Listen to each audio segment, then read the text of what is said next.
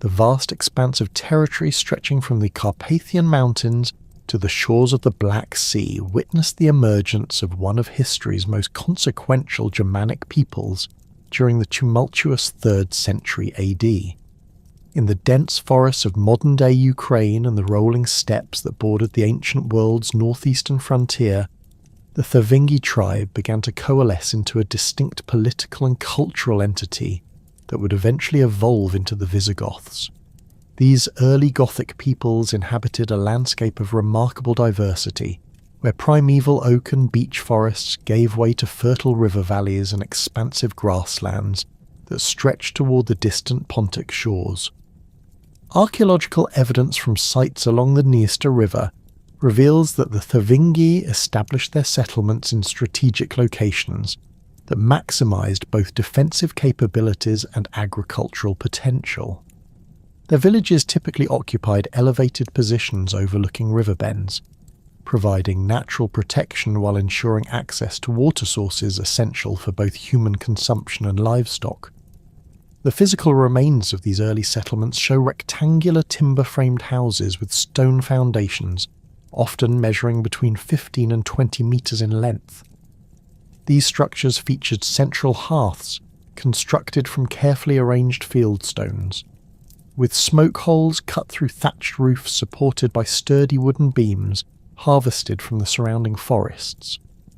The Thervingi developed sophisticated agricultural practices adapted to the specific environmental conditions of their homeland.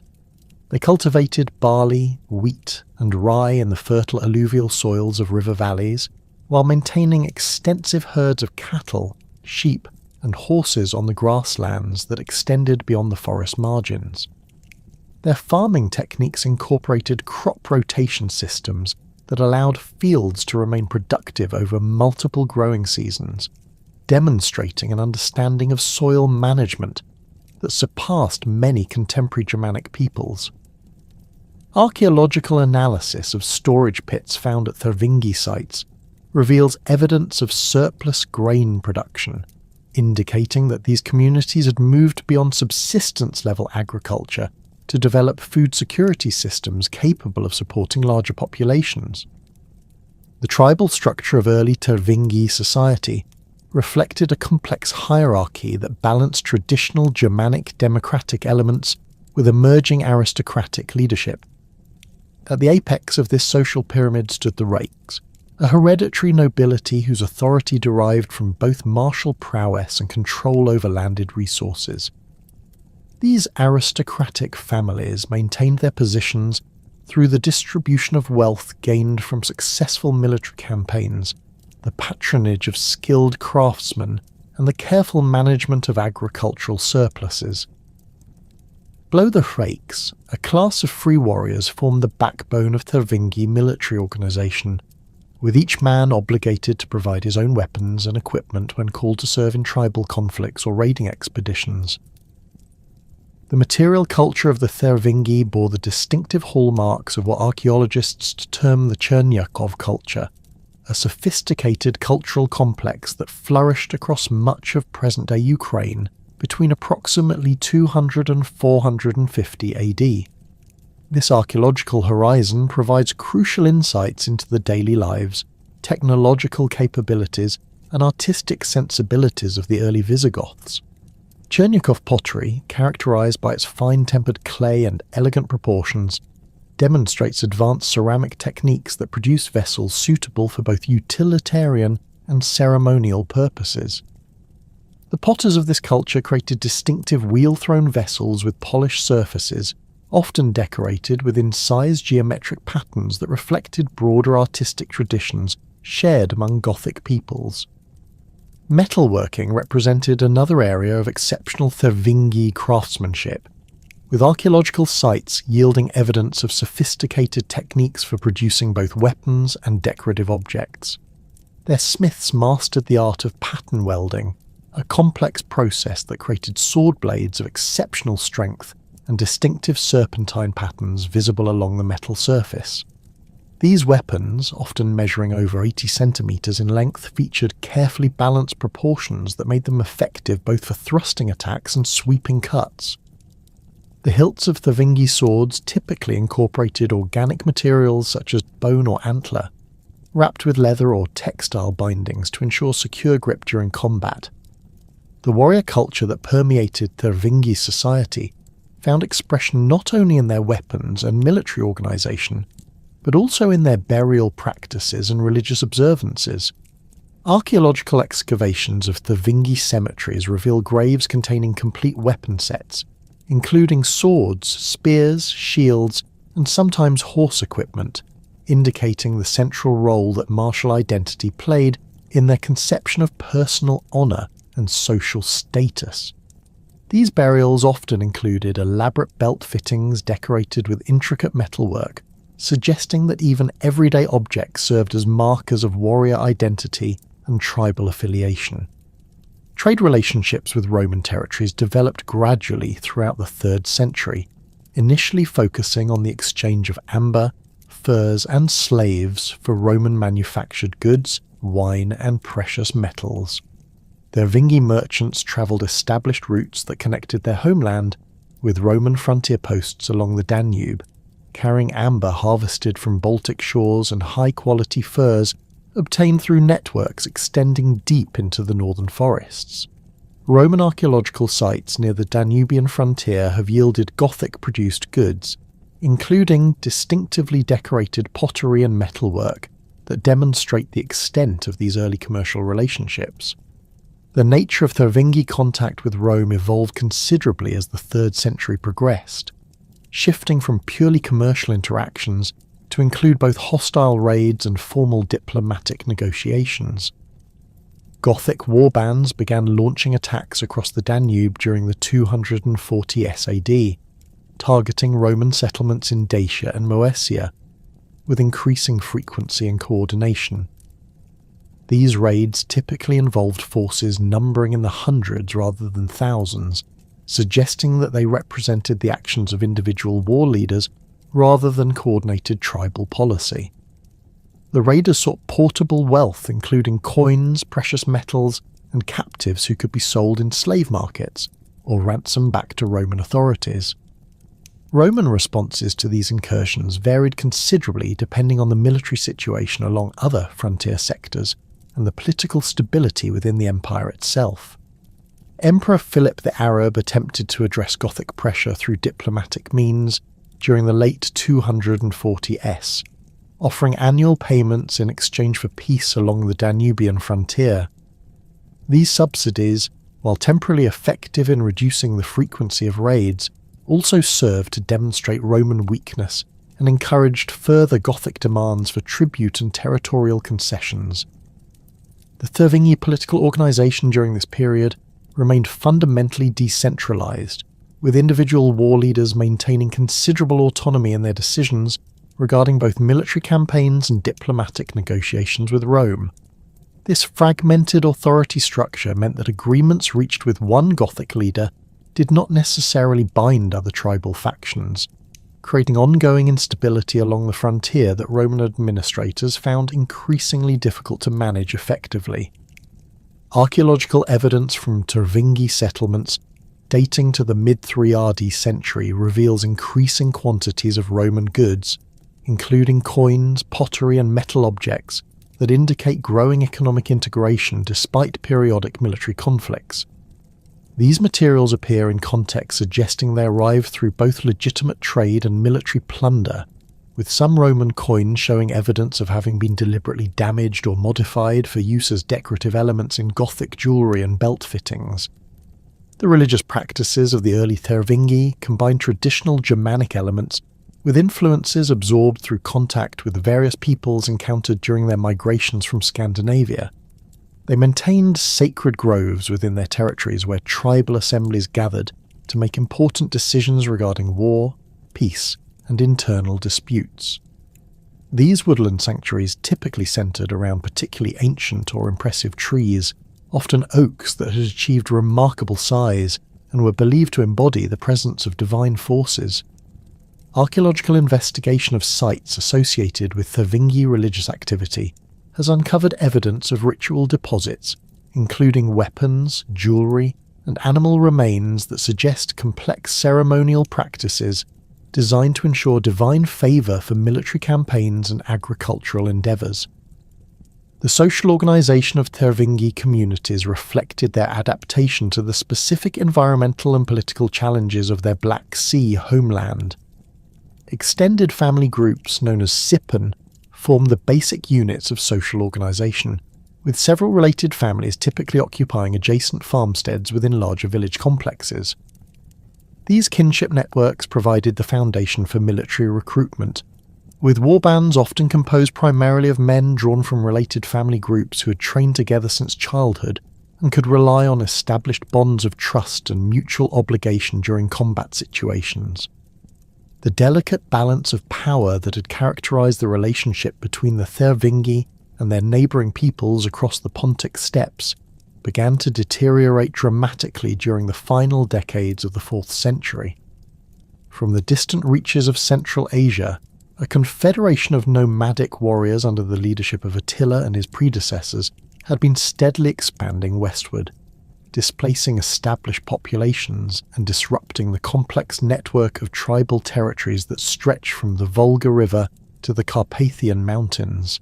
The Huns, as Roman sources would later identify these fierce horsemen, possessed military capabilities and organisational structures that proved devastatingly effective against the more sedentary agricultural peoples they encountered during their relentless advance toward Europe.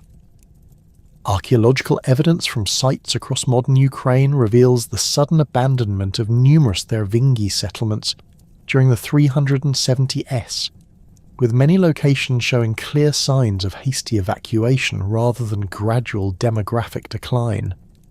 Excavations at these abandoned villages have uncovered caches of buried valuables, including silver arm rings, decorative brooches, and coin hoards that their owners apparently intended to retrieve once conditions stabilised.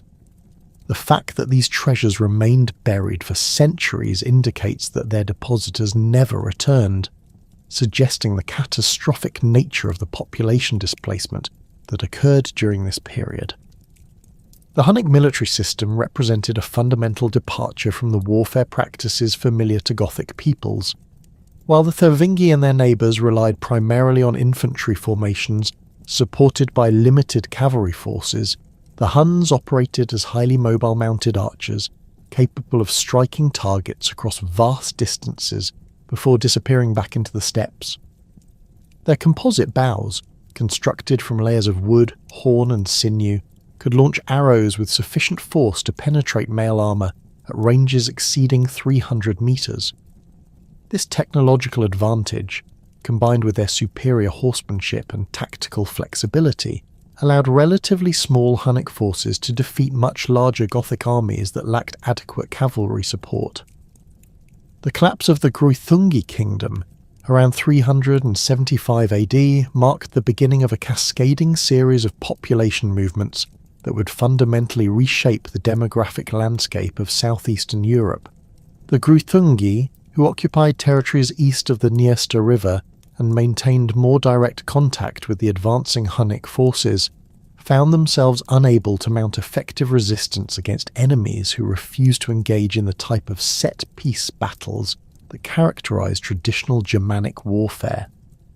Their king Alaric, described in Gothic oral traditions as a ruler of exceptional longevity and military prowess, reportedly chose suicide rather than submit to Hunnic domination, though the historical accuracy of this account remains disputed among modern scholars.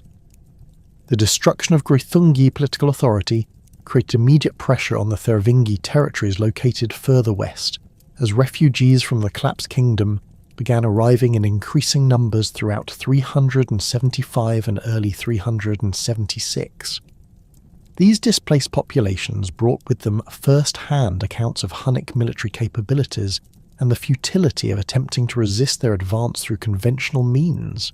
Fritigern, who had emerged as the dominant leader among the Tervingi following earlier conflicts with rival claimants to tribal authority, faced the impossible choice between attempting to defend territories that had been Gothic homeland for generations or abandoning them in favour of seeking refuge within Roman boundaries.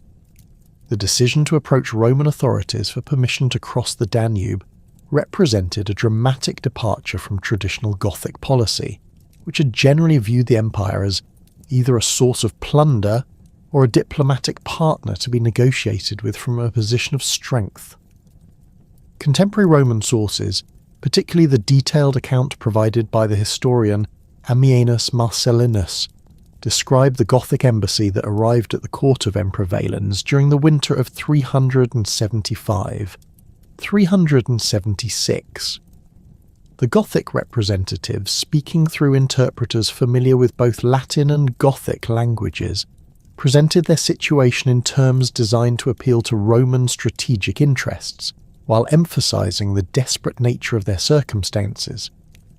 Fritigern's negotiations with Roman officials required careful attention to the complex political dynamics that characterized imperial decision-making during this period. Emperor Valens, who maintained his primary residence in Constantinople and focused much of his attention on eastern frontier problems involving Sassanid Persia, initially viewed the Gothic request as an opportunity to strengthen Roman military resources through the recruitment of experienced warriors. The empire had long relied on barbarian federates to supplement regular army units, and the prospect of incorporating large numbers of Gothic fighters into the system appeared to offer significant advantages for future military campaigns. The terms negotiated for Gothic settlement within Roman territory reflected the standard federati arrangements that had governed similar agreements with other barbarian peoples during previous decades. The Thervingi would receive designated lands within the province of Thrace, where they could establish agricultural communities while maintaining their traditional social organisation and religious practices. In exchange, Gothic warriors would serve in Roman military campaigns when called upon, providing cavalry and infantry forces under the command of their own leaders, but operating within the broader strategic framework established by imperial commanders. The actual crossing of the Danube during the spring of 376 involved logistical challenges that strained the administrative capabilities of local Roman officials.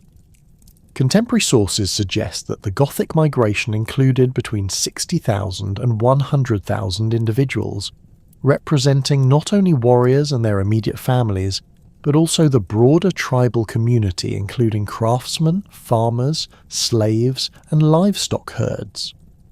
The river crossing required the coordination of numerous ferry operations, using both Roman military vessels and hastily constructed rafts, with the entire process extending over several weeks as different tribal groups waited their turn to reach the southern bank. Roman military commanders responsible for overseeing the Gothic settlement quickly discovered that managing such large numbers of armed barbarians presented difficulties that had not been adequately anticipated during the initial negotiations. The designated settlement areas in Thrace lacked sufficient infrastructure to support the incoming population, while local Roman communities viewed the Gothic presence with suspicion and hostility. Competition for agricultural land, grazing rights, and access to markets created tensions that Roman administrators found increasingly difficult to mediate effectively.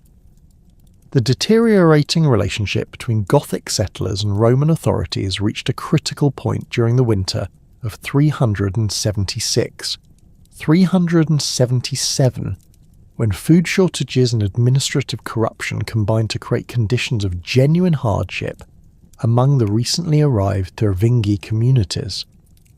Roman officials, including the Comes Lupicinus and the Dux Maximus, reportedly engaged in profiteering schemes that involved selling food supplies to desperate Goths at inflated prices, while simultaneously demanding additional tribute payments beyond those specified in the original settlement agreements. These practices violated both the letter and spirit of the Foederati Compact, providing Fritigern with legitimate grounds for complaint against imperial administration.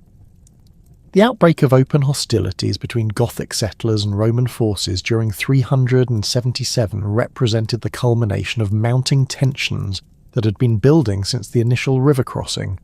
The immediate trigger appears to have been an incident at Marcianople, where Roman officials attempted to detain Gothic leaders during what was supposed to be a diplomatic meeting to address ongoing supply problems. When fighting broke out within the city, Gothic warriors who had been waiting outside the walls launched an assault that quickly overwhelmed the local garrison and resulted in the massacre of numerous Roman civilians. The Gothic military response to Roman treachery demonstrated the continued effectiveness of traditional Germanic warfare tactics when employed by experienced commanders operating on familiar terrain. Fritigern organised his forces into mobile columns that avoided direct confrontation with larger Roman army units, while systematically attacking isolated garrisons, supply convoys, and undefended settlements throughout Thrace. This strategy maximised Gothic advantages in mobility and local knowledge, while minimising their vulnerability to the superior siege equipment and disciplined formations that characterised regular Roman military units. Emperor Valens, who had been campaigning against Sassanid forces in the eastern provinces when news of the Gothic uprising reached Constantinople, immediately began preparations for a major military expedition designed to crush the rebellion and restore imperial authority in the affected territories. The emperor's decision to personally lead this campaign reflected both the serious nature of the Gothic threat and his desire to achieve a decisive victory that would enhance his military reputation and political standing within the empire. The Roman army that assembled for the campaign against Fritigern represented one of the largest military forces that the Eastern Empire had deployed during the 4th century. Contemporary sources describe a combined force of approximately 40,000 men, including regular legionary units drawn from frontier garrisons across the eastern provinces, auxiliary cavalry squadrons recruited from various barbarian peoples, and specialised siege equipment transported from imperial armories. The army's composition reflected the increasingly diverse character of late Roman military organisation, with units of Gallic and Germanic federates serving alongside traditional Mediterranean recruits. The strategic situation that confronted Valens as his army advanced into Thrace during the summer of 378 had evolved considerably since the initial Gothic uprising began the previous year. Fritigern had succeeded in establishing effective control over much of the countryside between the Danube and the approaches to Constantinople, while Roman forces remained confined to fortified positions that could be supplied only through heavily guarded convoys.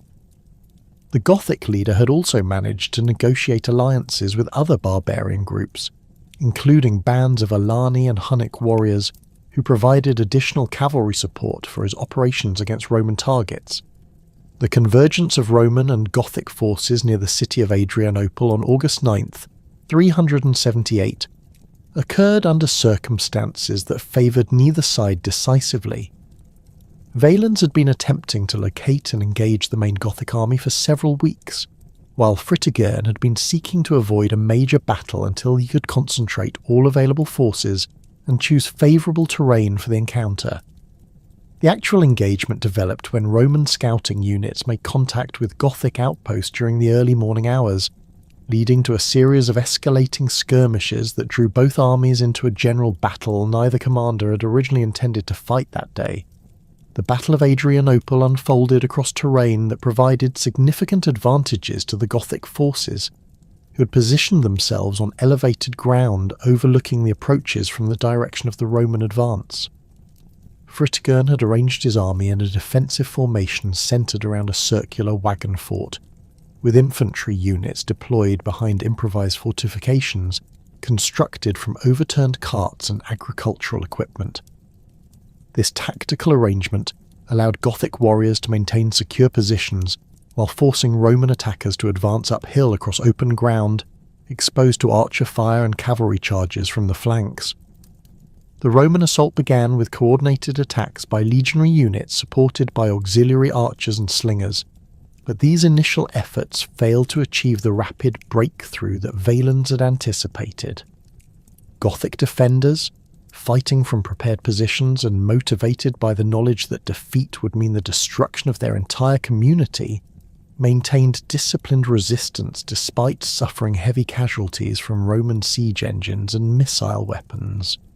The prolonged nature of the fighting allowed Gothic cavalry forces, which had been conducting reconnaissance operations at a distance from the main battlefield, to return and launch devastating attacks against the exposed flanks of Roman formations. The death of Emperor Valens during the final stages of the battle represented a catastrophe of unprecedented magnitude for the Roman Empire, marking the first time since the disaster at Teutoburg Forest in 9 AD that barbarian forces had succeeded in killing a reigning emperor in battle. Contemporary accounts describe the emperor's final moments in conflicting terms, with some sources suggesting he died fighting alongside his bodyguard, while others claim he perished when Gothic warriors set fire to a building where wounded Roman officers had taken refuge. Regardless of the specific circumstances, Valens's death transformed what might have been merely a significant military defeat into a political crisis that threatened the stability of the entire Eastern Empire. The aftermath of Adrianople saw the complete collapse of Roman military authority throughout much of Thrace, with surviving imperial units retreating toward the safety of fortified cities, while Gothic forces resumed their systematic plundering of the countryside. Fritigern, now commanding a victorious army that had demonstrated its ability to defeat the best forces the Empire could deploy, found himself in a position to dictate terms for any future settlement of the conflict. However, the Gothic leader also recognised that his ultimate strategic situation remained precarious, as the resources of the Roman Empire far exceeded those available to his people, and prolonged warfare would inevitably favour the side with superior logistical capabilities and population reserves. The elevation of Theodosius to imperial authority in the eastern provinces during 379 marked the beginning of a new phase in Romano-Gothic relations that would ultimately lead to the integration of significant Gothic populations within the imperial system. Theodosius, whose military experience included successful campaigns against various barbarian peoples along the Danubian frontier, approached the Gothic problem with a combination of military pressure and diplomatic flexibility that gradually wore down Gothic resistance, while offering attractive terms for peaceful settlement. The series of campaigns that Theodosius conducted against Gothic forces between 379 and 382 demonstrated the effectiveness of sustained military pressure combined with efforts to divide Gothic leadership through selective negotiations with individual war leaders. Rather than attempting to achieve decisive victory through a single major battle, Theodosius employed a strategy of gradual attrition that systematically reduced Gothic military capabilities while offering increasingly generous terms to leaders willing to abandon Fritigern's coalition. This approach ultimately succeeded in fragmenting Gothic unity and creating conditions favourable for a comprehensive diplomatic settlement. The final agreements reached between Theodosius and various Gothic leaders during 382 established the framework for Gothic integration into Roman military service that would characterise their relationship with the Empire for the remainder of the 4th century. These arrangements recognised Gothic autonomy in internal affairs while requiring military service under Roman command during imperial campaigns, creating a model that would later be extended to other barbarian peoples seeking accommodation within Roman territories. The fragile peace established between Gothic federates and Roman authorities during the final decades of the 4th century began to unravel as competing factions within both Gothic society and imperial administration pursued conflicting objectives that proved increasingly incompatible. Among the emerging Gothic leaders who challenged the accommodationist policies of their predecessors, none would prove more consequential than Alaric, a young nobleman whose family traced its lineage to the Balti dynasty that had provided leadership to Gothic peoples since their earliest migrations from Scandinavia. Born around 370 AD within the Gothic communities settled in Thrace. Following the agreements negotiated by Theodosius, Alaric came of age during a period when traditional Gothic warrior culture existed in uneasy tension with the requirements of Roman military service. Archaeological evidence from Gothic settlements in the Balkans during this period reveals a society undergoing significant cultural transformation as traditional practices adapted to the realities of life within Roman territorial boundaries. Gothic craftsmen continued producing distinctively decorated metalwork and pottery, but these items increasingly incorporated Roman stylistic elements and manufacturing techniques learned through contact with imperial workshops. The material culture of late 4th century Gothic communities suggests a population that maintained its ethnic identity, while simultaneously absorbing influences from the broader Mediterranean world in which they now participated as federates, rather than external enemies. Alaric's early military experience came through service in Roman campaigns against various barbarian peoples who continued to threaten imperial frontiers during the 380s and 390s. Contemporary sources describe him as commanding Gothic auxiliary units during Theodosius's expedition against the usurper Magnus Maximus in 388, where Gothic cavalry provided crucial support for imperial forces during the decisive engagements in Pannonia. These campaigns offered young Gothic warriors opportunities to observe Roman military organisation firsthand, while gaining experience in the type of large-scale warfare that differed significantly from the tribal conflicts that had characterised their ancestors' martial traditions. The death of Emperor Theodosius in 395 created a succession crisis that fundamentally altered the political dynamics governing Romano-Gothic relations. The division of imperial authority between Theodosius's sons Arcadius and Honorius, who assumed control over the eastern and western portions of the empire respectively, immediately generated competing claims for Gothic military support that Alaric proved adept at exploiting for his own purposes. Rather than maintaining the subordinate role that previous Gothic leaders had accepted within the imperial system, Alaric began asserting independent authority that challenged fundamental assumptions about barbarian integration into Roman political structures. The circumstances surrounding Alaric's elevation to leadership among the Visigothic federates remain obscured by conflicting contemporary accounts that reflect the partisan perspectives of their Roman authors. What seems clear is that his rise occurred during a period of increasing dissatisfaction among Gothic warriors with the terms of their service to imperial authorities. Gothic soldiers complained that promised payments often arrived late or in reduced amounts, while their families in Thrace faced ongoing discrimination from Roman civilians who viewed them as unwelcome foreigners despite their legal status as federates. These grievances provided Alaric with the foundation for challenging existing arrangements and demanding more favourable terms for continued Gothic cooperation with imperial policies. Alaric's initial confrontation with Roman authorities took the form of demands for improved treatment of Gothic federates, rather than outright rebellion against imperial rule. His negotiations with officials representing both Eastern and Western imperial courts during 395 and 396 focused on securing regular payment schedules for Gothic military service, guaranteed food supplies for Gothic civilian communities, and formal recognition of Gothic autonomy in internal affairs.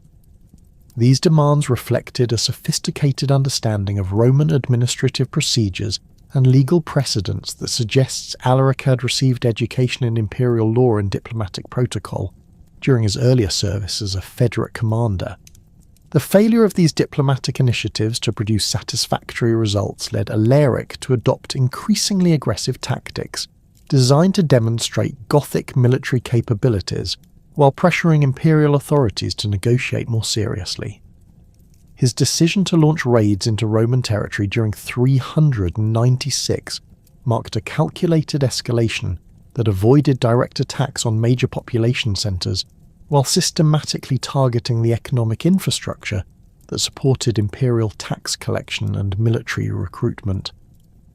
Gothic forces under Alaric's command struck at undefended estates, merchant convoys and administrative centres throughout Thrace and Macedonia, capturing substantial quantities of gold, silver and other portable wealth that could be used to support continued military operations.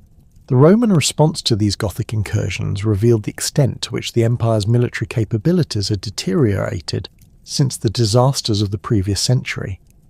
Neither Eastern nor Western imperial authorities possessed sufficient forces to mount effective campaigns against Alaric's mobile columns, which avoided direct confrontation with regular Roman units while maintaining constant pressure on imperial territories. The Gothic leaders' strategy exploited fundamental weaknesses in late Roman military organisation, particularly the empire's increasing dependence on barbarian federates, whose loyalty remained questionable during periods of political instability. Stilicho, the half-Vandal general who had emerged as the dominant figure in Western imperial politics following Theodosius's death, recognised that Alaric's activities threatened the delicate balance of power that maintained stability throughout the Balkans. His decision to intervene militarily against the Gothic leader reflected both strategic necessity and personal ambition, as success against Alaric would enhance Stilicho's political position while demonstrating Western imperial capabilities to rivals in Constantinople. The general's preparations for campaign against the Visigoths involved assembling a composite army that included regular Roman units, Gallic and Germanic federates, and Hunnic cavalry mercenaries whose mobility could match that of Alaric's forces. The initial confrontation between Stilicho and Alaric occurred in the mountainous terrain of northern Greece during the winter of 396-397, where Gothic forces had established temporary bases while conducting raids against wealthy cities in Thessaly and Boeotia. Stilicho's advance into this region required careful coordination of supply lines that extended across hundreds of kilometres of potentially hostile territory, while Alaric enjoyed the advantage of operating in areas where local populations had been alienated by Roman tax collection and military recruitment policies. The resulting campaign demonstrated the challenges that regular Roman forces faced when attempting to engage enemies who refused to accept battle on conventional terms. Alaric's tactical approach during these confrontations emphasized mobility and deception rather than direct engagement with superior Roman forces. Gothic war bands struck at isolated Roman detachments and supply convoys while avoiding major battles that would expose them to the disciplined formations and siege equipment that remained advantages of imperial military organisation. This strategy proved particularly effective in the broken terrain of central Greece, where narrow mountain passes and dense forests provided numerous opportunities for ambush attacks against Roman columns that were constrained by their heavy equipment and logistical requirements.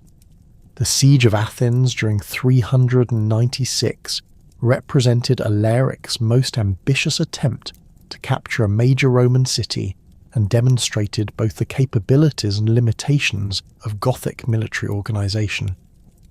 The ancient city's formidable walls, which had been strengthened with additional fortifications during the 3rd century, proved capable of withstanding Gothic assault techniques that relied primarily on scaling ladders and improvised siege equipment.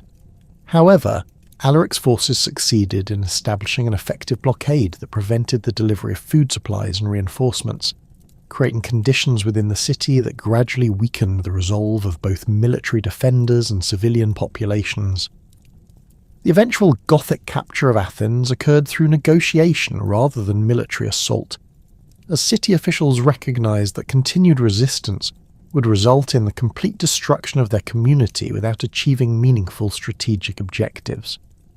The terms agreed upon reflected Alaric's desire to maintain his reputation as a reasonable leader who could be trusted to honour diplomatic agreements, while also providing his forces with the substantial quantities of gold and silver necessary to maintain their loyalty during an extended campaign.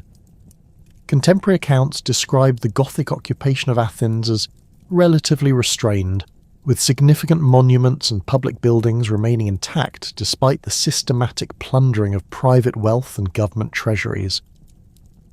The success of Alaric's Greek expedition established his reputation as a military commander, capable of achieving objectives that had eluded other barbarian leaders, while simultaneously demonstrating the vulnerability of Roman territories to well-organised Gothic attacks.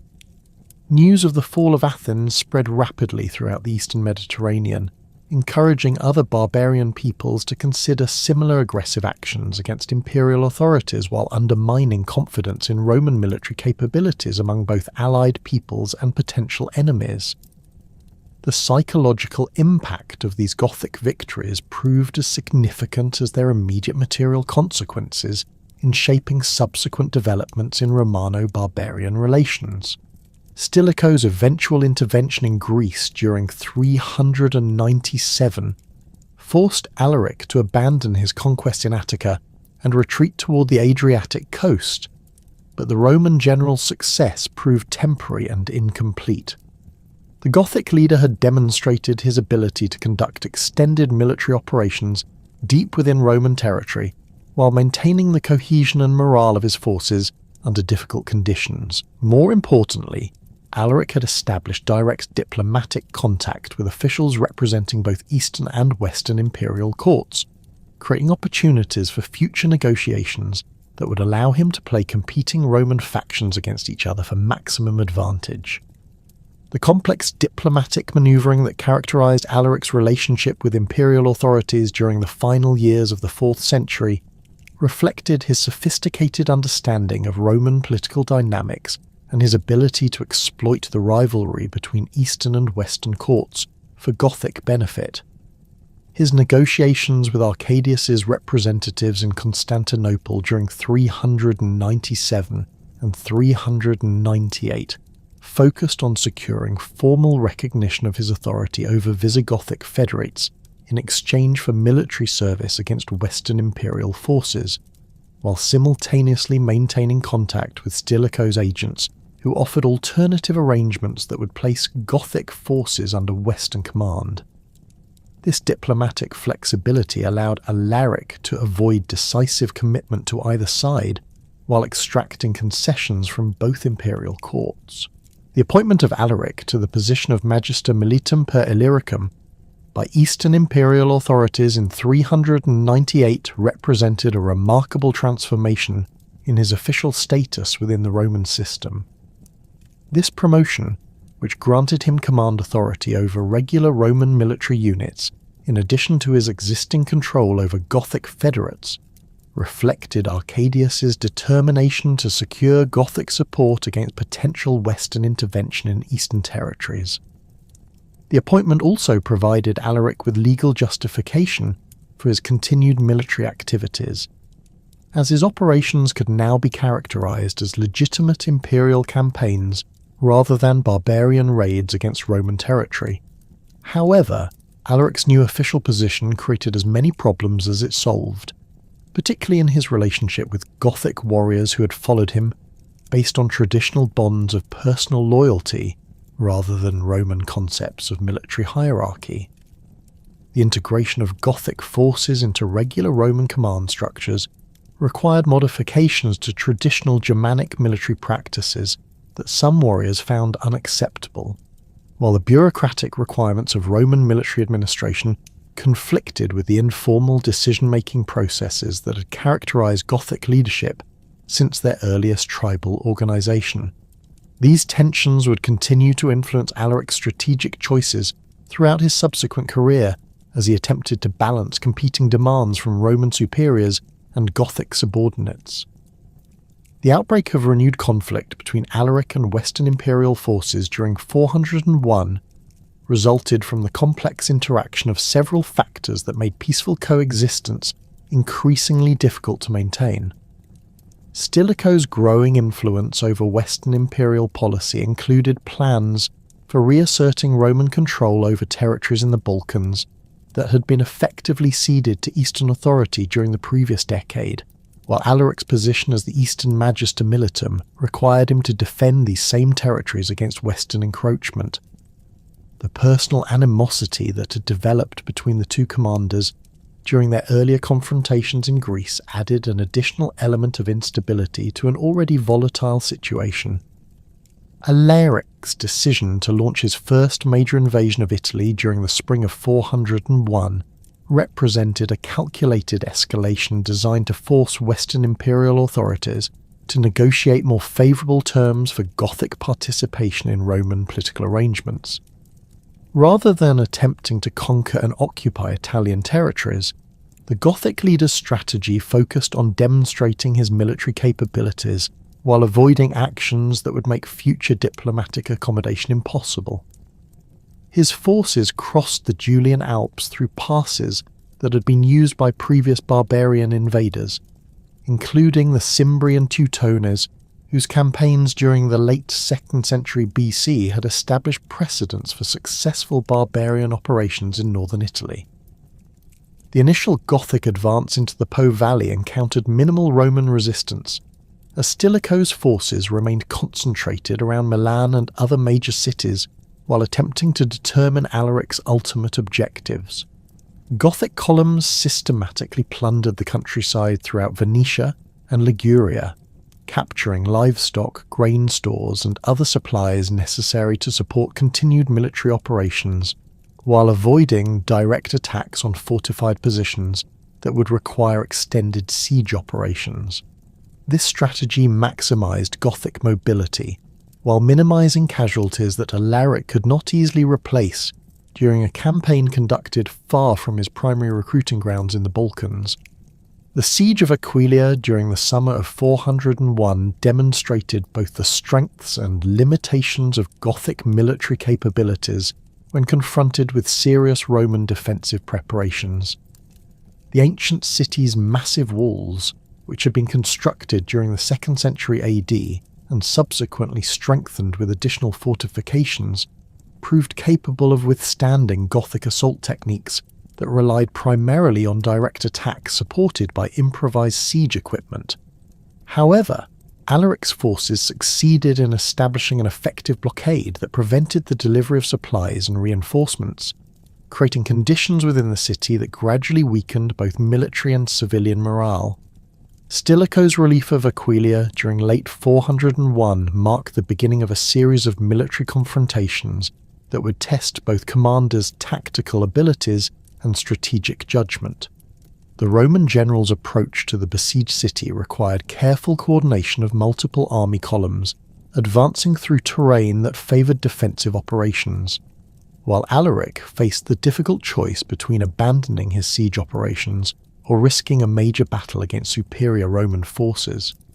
The eventual Gothic withdrawal from Aquileia occurred under cover of darkness, allowing Alaric to preserve the majority of his forces while avoiding the type of decisive engagement that might have ended his Italian campaign prematurely. The Battle of Pollentia, fought on Easter Sunday, April 6, 402, represented the first major field engagement between Alaric's Gothic forces and Stilicho's Western Roman army during the Italian campaigns. The encounter occurred near the confluence of the Tanaro and Po rivers, where Alaric had established a fortified camp while attempting to determine Stilicho's movements and intentions. The battle's timing on Christianity's most sacred holiday created additional complications for both commanders, as many of their soldiers observed religious restrictions that limited their willingness to engage in combat during the Easter celebration. The Gothic victory at Pollentia had established Alaric's reputation as a formidable military commander, but the strategic situation facing his people remained fundamentally precarious. Despite their battlefield successes against Roman forces, the Visigoths controlled no permanent territories and possessed no secure base from which to conduct extended campaigns. The death of Alaric during the siege of Cosenza in 410 created an immediate succession crisis that threatened to fragment the Gothic confederation he had assembled through 2 decades of careful political manoeuvring and military leadership. The selection of his brother-in-law Athaulf as the new Gothic king represented a deliberate choice by tribal leaders who sought continuity with Alaric's policies, while recognising the need for fresh approaches to the challenges confronting their people. Athaulf inherited command of approximately 40,000 Gothic warriors and their families, a substantial force that nonetheless remained vulnerable to the superior resources that Rome could deploy once imperial authorities resolved their internal political conflicts. Unlike his predecessor, who had focused primarily on extracting concessions from Roman officials through military pressure, Athalf demonstrated greater interest in achieving permanent territorial settlement that would provide his people with the agricultural base necessary for long-term survival.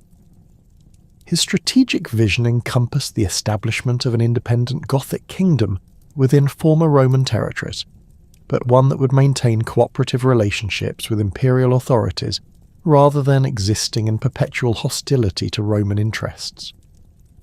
The new Gothic leader's first major decision involved relocating his entire people from Italy to southern Gaul, a migration that began during the winter of 412 and extended through the following spring. This movement represented one of the largest organised population transfers of the early 5th century, requiring coordination of logistics that included transport for non-combatants, livestock herds, and the accumulated wealth that Gothic forces had gathered during their Italian campaigns. Archaeological evidence from sites along the Gothic migration route reveals temporary encampments that could accommodate thousands of individuals, with defensive earthworks and organised waste disposal systems that demonstrate sophisticated planning capabilities. The Gothic crossing of the Alps occurred through passes that had been used by Roman armies during the conquest of Gaul centuries earlier, but the winter conditions encountered by Athalf's people created hardships that tested the cohesion of the Gothic Confederation. Contemporary sources describe severe weather that resulted in significant casualties among elderly individuals and young children, while the loss of livestock to cold and inadequate fodder threatened the economic foundation upon which Gothic society depended. These difficulties reinforced Athalf's determination to secure permanent settlement arrangements that would eliminate the need for future migrations under similarly adverse conditions.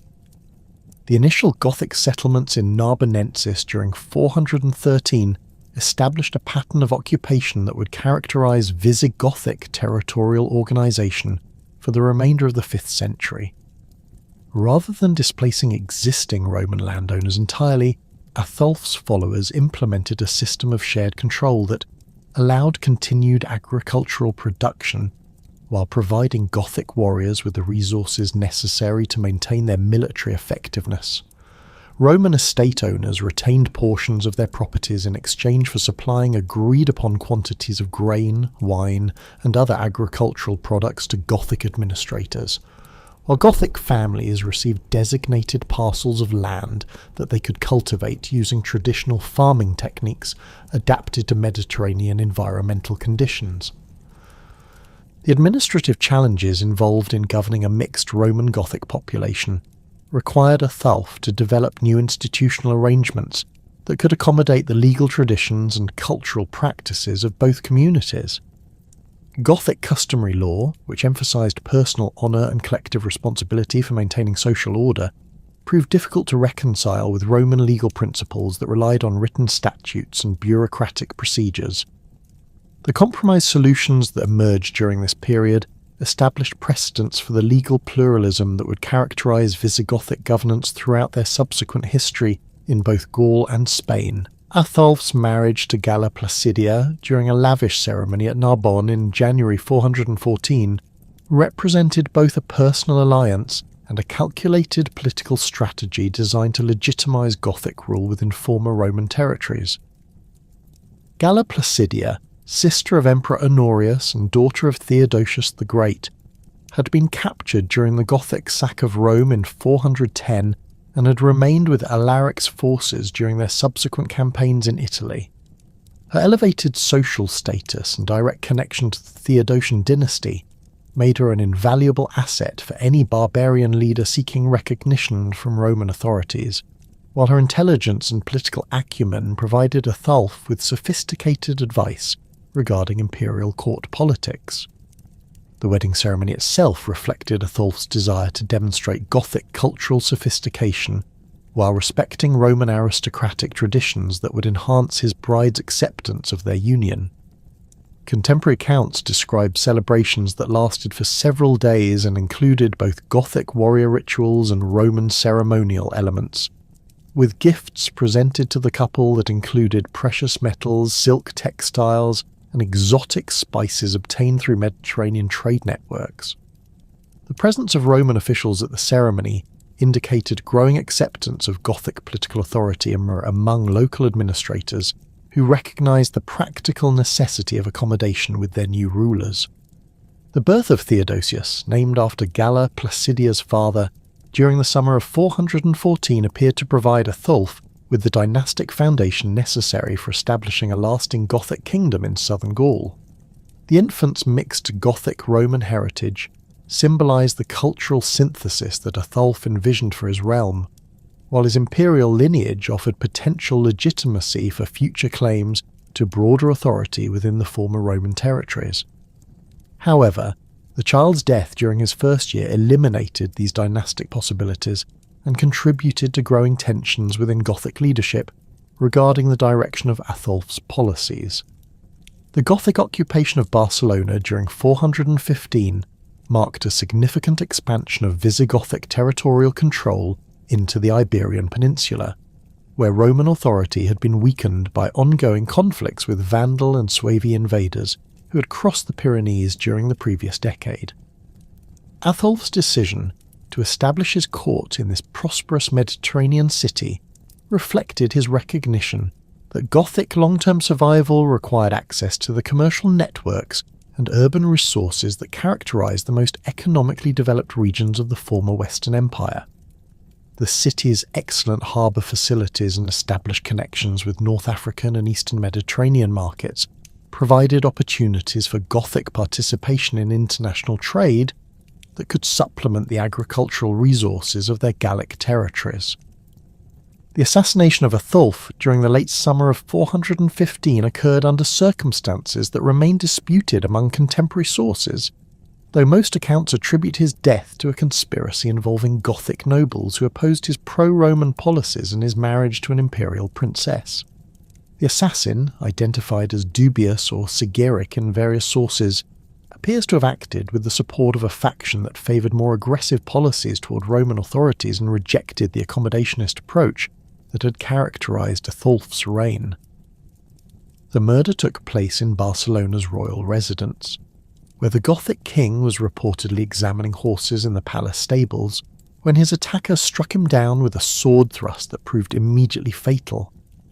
The brief reign of Sigeric, who assumed Gothic leadership following Atulf's assassination, demonstrated the instability that could result when barbarian kingdoms lacked clear succession mechanisms and faced significant internal divisions regarding fundamental policy questions.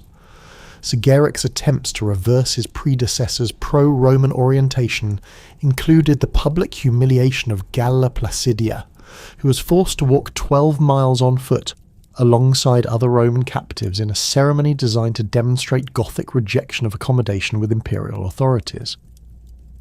However, these provocative actions alienated moderate Gothic leaders who recognised that continued hostility towards Rome would ultimately prove self-destructive for their people. The murder of Sigeric after only 7 days in power reflected the rapid crystallisation of opposition to his policies among Gothic nobles who had initially supported Atulf's assassination, but now recognised the dangers inherent in completely abandoning diplomatic relationships with Roman authorities.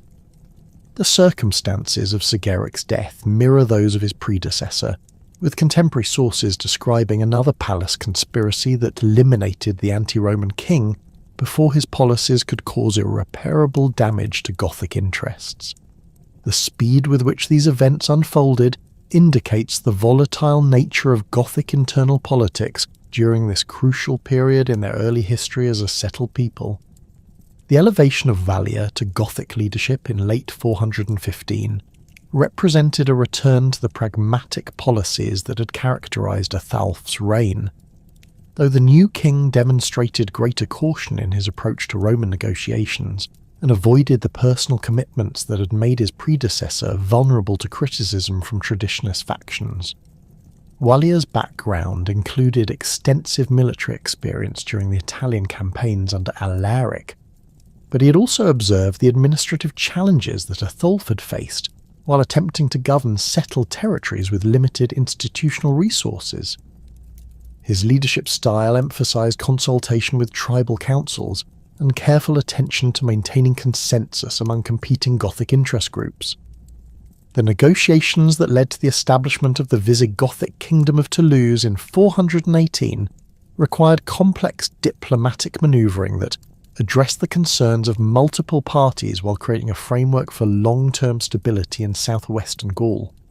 Emperor Honorius, advised by his Magister Militum Constantius, recognised that Gothic military capabilities could serve imperial interests if properly channelled against other barbarian peoples who threatened Roman territories in Spain and elsewhere. The Goths, for their part, sought formal recognition of their territorial claims and guarantees that Roman authorities would not attempt to dislodge them from lands they had occupied through conquest and settlement.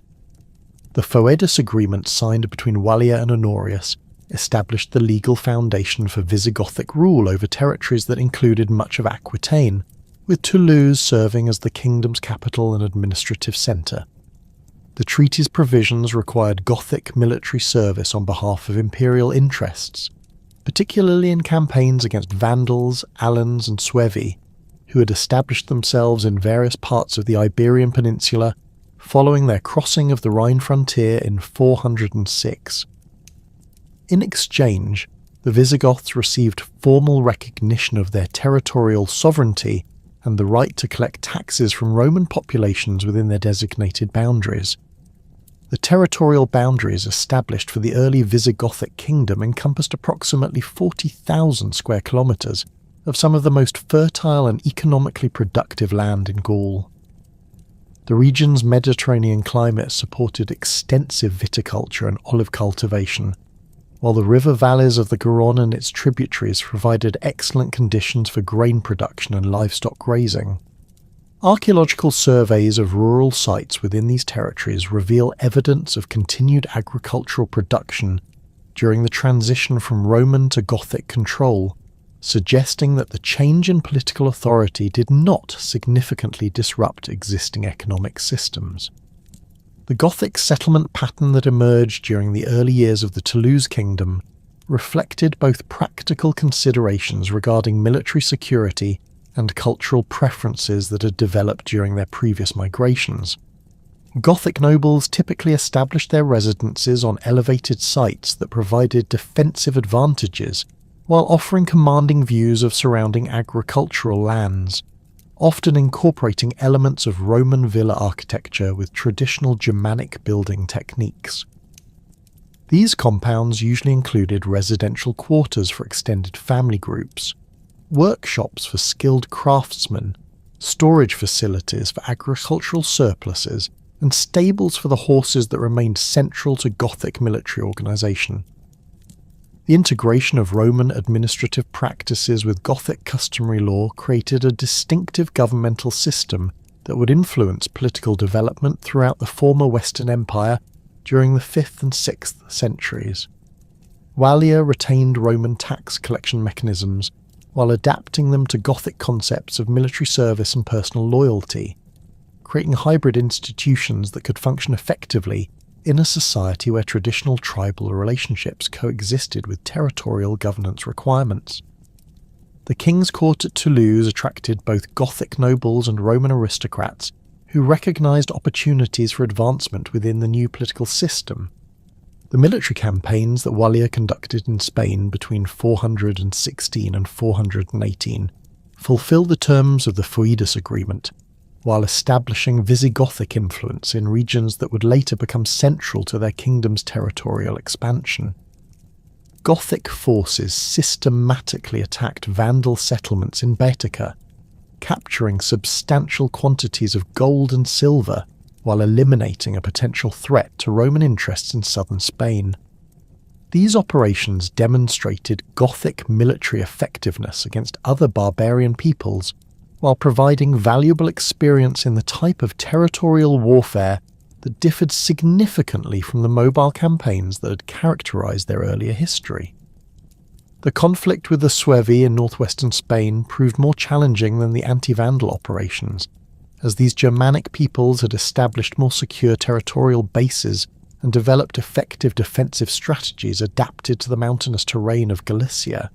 Gothic forces under Vallia's personal command achieved several significant victories against Suevi armies, but the difficult logistics of maintaining extended campaigns in regions far from Gothic supply bases prevented complete elimination of Suevi political authority. The compromise arrangements that eventually ended this conflict established boundaries between Gothic and Suevi spheres of influence that would persist for several decades.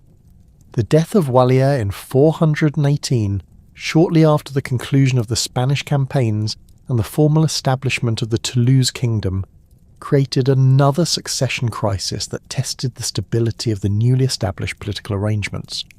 However, the institutional foundations that had been developed during his brief but consequential reign proved sufficiently robust to survive the transition to his successor Theodoric, who would rule the Visigothic kingdom for the next 33 years and oversee its transformation into one of the most powerful political entities in post-Roman Europe.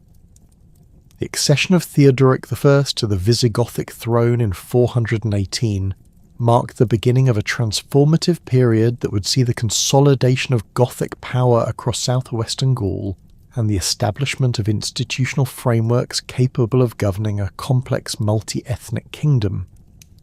Unlike his predecessors, who had ruled primarily through personal charisma and military success, Theodoric inherited a realm with defined territorial boundaries, formal diplomatic relationships with imperial authorities, and administrative systems that required sophisticated management skills. The new king's background included extensive experience in both military command and civil administration during Wallia's reign, providing him with practical knowledge of the challenges involved in governing settled populations, while maintaining the martial traditions that remained central to Gothic identity.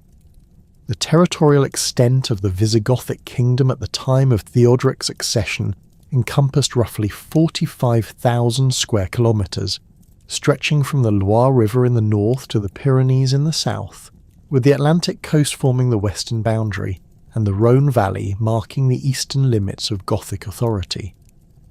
This substantial domain included some of the most economically productive regions of Gaul, with extensive agricultural lands, established urban centres, and well-developed transportation networks that connected the kingdom to broader Mediterranean commercial systems.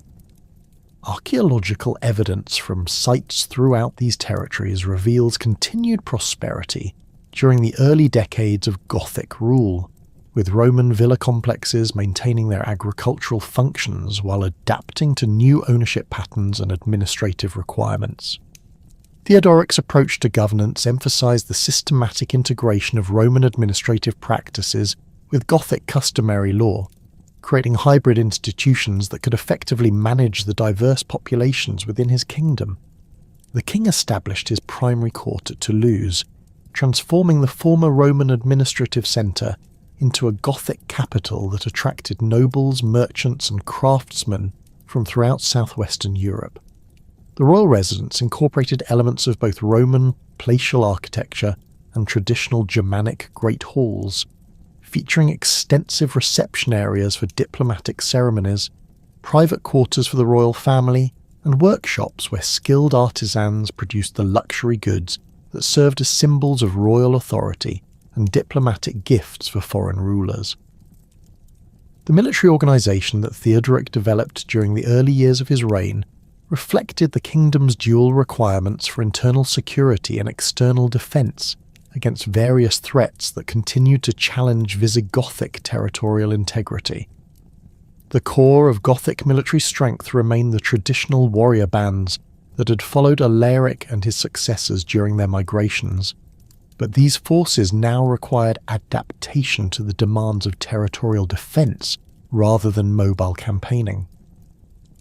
Theodoric established a network of fortified positions throughout his kingdom, often utilising existing Roman fortifications that were modified to accommodate Gothic tactical preferences and equipped with supplies necessary to withstand extended sieges.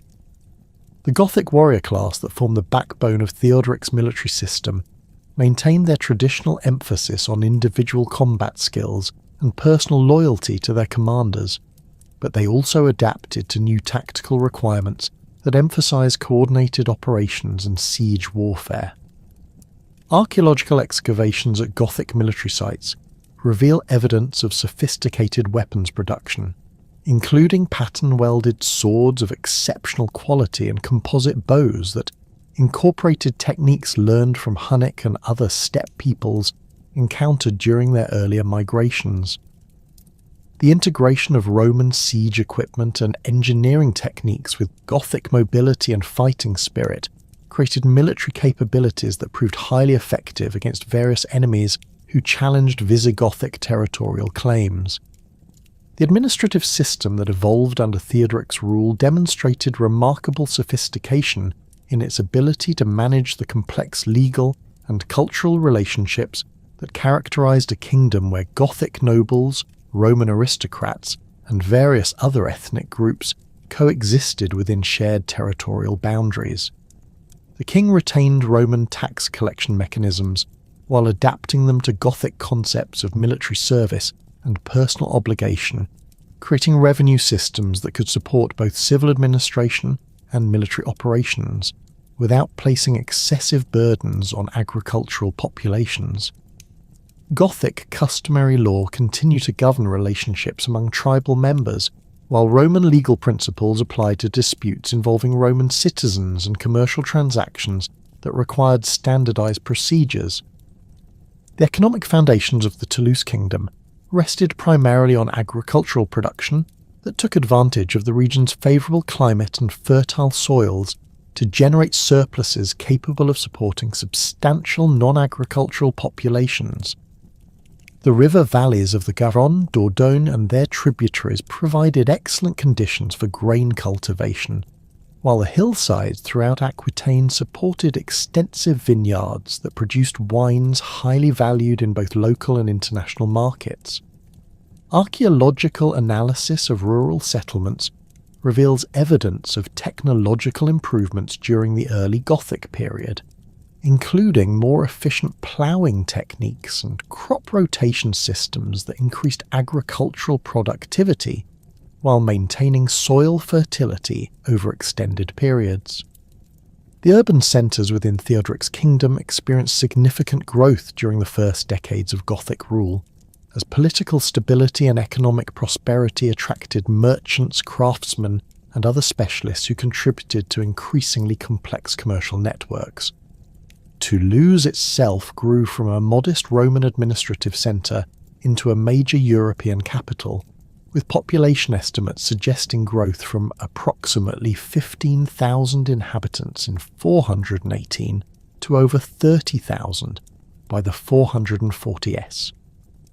The city's expansion required substantial infrastructure development, including new residential districts, expanded market areas, and improved water supply systems that utilised both Roman engineering techniques and Gothic organisational capabilities.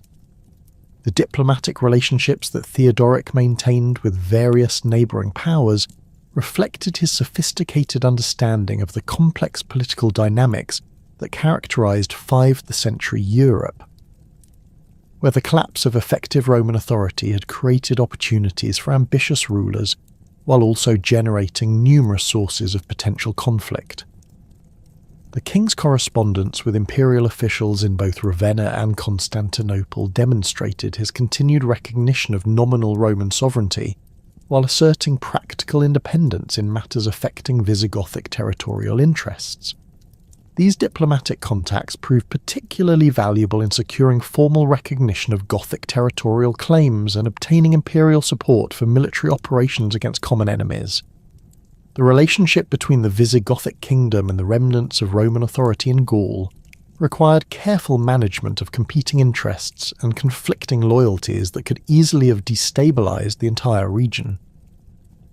Theodoric maintained cooperative relationships with Roman generals such as Aetius, who recognized that Gothic military capabilities could serve imperial interests when properly coordinated with broader strategic objectives. The two leaders collaborated effectively in campaigns against various barbarian peoples who threatened both Gothic territories and remaining Roman provinces, establishing patterns of military cooperation that would continue throughout Theodoric's reign despite occasional tensions over territorial boundaries and administrative jurisdiction. The growing threat posed by Hunnic expansion under Attila's leadership during the 440s created new challenges that tested both Theodoric's diplomatic skills and the military capabilities of his kingdom. Intelligence reports reaching Toulouse describe the systematic consolidation of Hunnic authority over various Germanic and other peoples throughout Central and Eastern Europe, with Attila's forces demonstrating unprecedented organizational capabilities and military effectiveness. The Hunnic Confederation's expansion toward Western Europe threatened not only Visigothic territorial integrity, but also the broader balance of power that had maintained relative stability throughout Gaul since the establishment of the various barbarian kingdoms. Theodoric's response to the Hunnic threat involved both military preparations and diplomatic initiatives designed to create alliances capable of resisting Attila's expansion. The king ordered the strengthening of fortifications throughout his kingdom, while simultaneously expanding military recruitment to increase the number of warriors available for potential campaigns. Gothic diplomatic missions travelled to courts throughout Western Europe, seeking to coordinate resistance efforts with other rulers who recognized the existential threat posed by Hunnic expansion. These negotiations proved particularly challenging because many potential allies harboured territorial ambitions that conflicted with Visigothic interests, requiring careful balance between immediate security needs and long-term political objectives.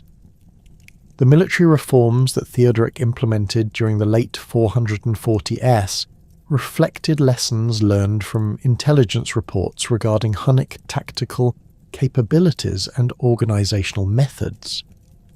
Gothic forces began incorporating larger numbers of archers into their traditional infantry formations, while cavalry units received additional training in the type of mobile warfare that characterised steppe military traditions.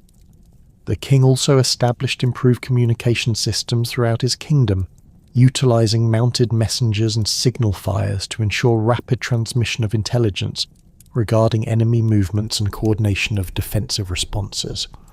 The culmination of these preparations came with Attila's massive invasion of Gaul during 451, when Hunnic forces crossed the Rhine with an army estimated by contemporary sources at over 300,000 warriors, drawn from dozens of different peoples who had been incorporated into the Hunnic Confederation through conquest or alliance. The initial Hunnic advance proceeded with devastating effectiveness, overwhelming Roman and Frankish resistance in northeastern Gaul, while systematically destroying urban centres and agricultural resources that could support continued opposition. News of these victories reached Toulouse through refugee populations and military scouts, providing Theodoric with detailed information regarding Hunnic tactical methods and strategic objectives. The decision to join the coalition army assembled by Aetius represented one of the most consequential choices of Theodoric's reign, requiring him to commit the majority of his military forces to a campaign whose outcome would determine the future of Western Europe. The king recognised that Hunnic victory would inevitably result in the destruction of the Visigothic kingdom, while successful resistance offered opportunities for territorial expansion and enhanced political influence within the post-Roman world. The Gothic military contribution to the Allied forces included approximately 25,000 warriors, representing the largest single contingent among the various peoples who rallied to oppose Attila's invasion. The march of Gothic forces from Toulouse to the rendezvous point with Aetius's army required careful coordination of logistics and route planning to ensure that Theodoric's warriors arrived in fighting condition despite the considerable distances involved. The king personally led this expedition, accompanied by several of his sons and the most experienced Gothic commanders, while leaving sufficient forces in Aquitaine to maintain internal security and defend against potential secondary attacks. Archaeological evidence from sites along the Gothic march route reveals temporary encampments that demonstrate sophisticated organisational capabilities, with defensive earthworks, organised waste disposal, and systematic arrangements for feeding and equipping large numbers of warriors and their horses. The Battle of the Catalonian Plains, fought on June 20th, 451, near the modern city of Châlons-en-Champagne, represented one of the largest military engagements in European history and determined the fate of Hunnic expansion into Western Europe. The opposing armies deployed across a vast plain that provided adequate space for the complex tactical manoeuvres that characterised this massive confrontation between fundamentally different military traditions. Attila's forces occupied elevated positions that offered defensive advantages while allowing Hunnic cavalry maximum flexibility for their preferred hit-and-run tactics, while the allied army under Aetius arranged itself in a formation that maximised the strengths of its diverse contingents while minimising potential coordination problems among forces that had never previously fought together. Theodoric positioned his Gothic warriors on the allied right wing, where their traditional fighting methods and equipment proved most suitable for the type of direct confrontation that developed during the battle's crucial phases. The Gothic king wore distinctive armour that included a mail hauberk reinforced with bronze scales, a conical helmet decorated with precious metals, and carried weapons that symbolised both his royal authority and personal martial prowess. His presence at the front of Gothic battle lines provided inspiration for his warriors while demonstrating the personal leadership style that had characterised his entire reign. The initial phases of the battle involved extensive cavalry skirmishing as both sides attempted to gain tactical advantages through reconnaissance and harassment of enemy formations. Hunnic horse archers proved particularly effective during these preliminary engagements, using their superior mobility and composite bow technology to inflict casualties on allied forces while avoiding decisive contact with heavier cavalry units that could exploit their advantages in close combat. The Gothic cavalry, trained in traditional Germanic fighting methods but adapted to Roman tactical concepts, demonstrated remarkable discipline in maintaining formation integrity despite suffering significant losses from Hunnic archery. The decisive moment of the battle occurred during the late afternoon when coordinated attacks by Allied infantry forces succeeded in breaking through Hunnic defensive positions and threatening Attila's command centre. Theodoric personally led the Gothic charge that contributed to this breakthrough, wielding his sword with the skill that had made him legendary among his warriors, while shouting encouragement to his followers in the traditional Gothic war cries that had echoed across battlefields from the Black Sea to the Atlantic Ocean. The intensity of combat during this phase resulted in unprecedented casualties on both sides, with contemporary sources describing the battlefield as covered with the bodies of warriors from dozens of different peoples who had travelled vast distances to participate in this climactic confrontation. The death of Theodoric I at the Battle of the Catalonian Plains created an immediate succession crisis that threatened to fragment the Visigothic kingdom at precisely the moment when unified leadership was most essential for survival. The Gothic warriors who had witnessed their king's heroic death on the battlefield faced the dual challenge of completing their military obligations to the anti-Hunnic coalition, while simultaneously selecting new leadership capable of guiding their people through the turbulent period that would inevitably follow Attila's defeat. The traditional Gothic assembly that convened in the immediate aftermath of the battle chose Thorismund, Theodoric's eldest son, who had distinguished himself during the fighting and possessed both the martial credentials and political connections necessary to maintain the kingdom's territorial integrity. Thorismund's brief reign, lasting only 2 years until his assassination in 453, demonstrated the continuing instability that characterised Visigothic internal politics despite the external success achieved at the Catalonian Plains. The new king's aggressive policies toward neighbouring peoples, including renewed conflicts with Roman authorities in southern Gaul and territorial disputes with Burgundian settlements along the Rhone Valley, alienated moderate Gothic nobles who preferred the more cautious diplomatic approach that had characterized his father's later years. Archaeological evidence from Gothic settlements during this period reveals signs of economic disruption, with reduced trade activity and decreased agricultural production, indicating the destabilizing effects of constant military mobilization and political uncertainty.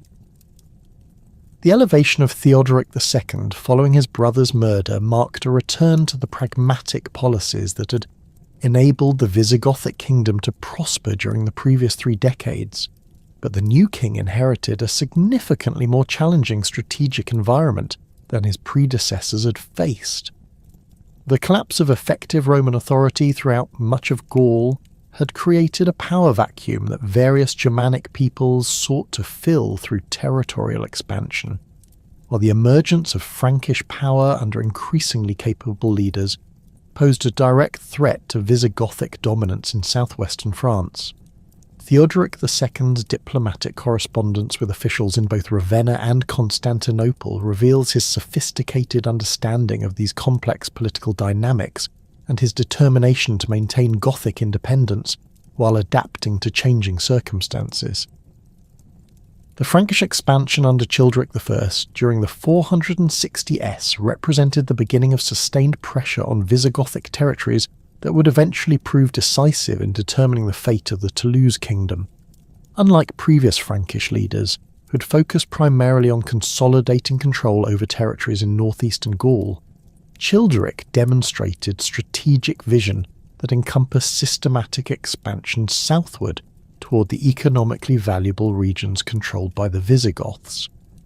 Frankish military organisation had evolved considerably since their initial settlement in Roman territories, incorporating tactical innovations learned through contact with various other Germanic peoples while maintaining the aggressive warrior culture that had characterized their society since their earliest migrations across the Rhine.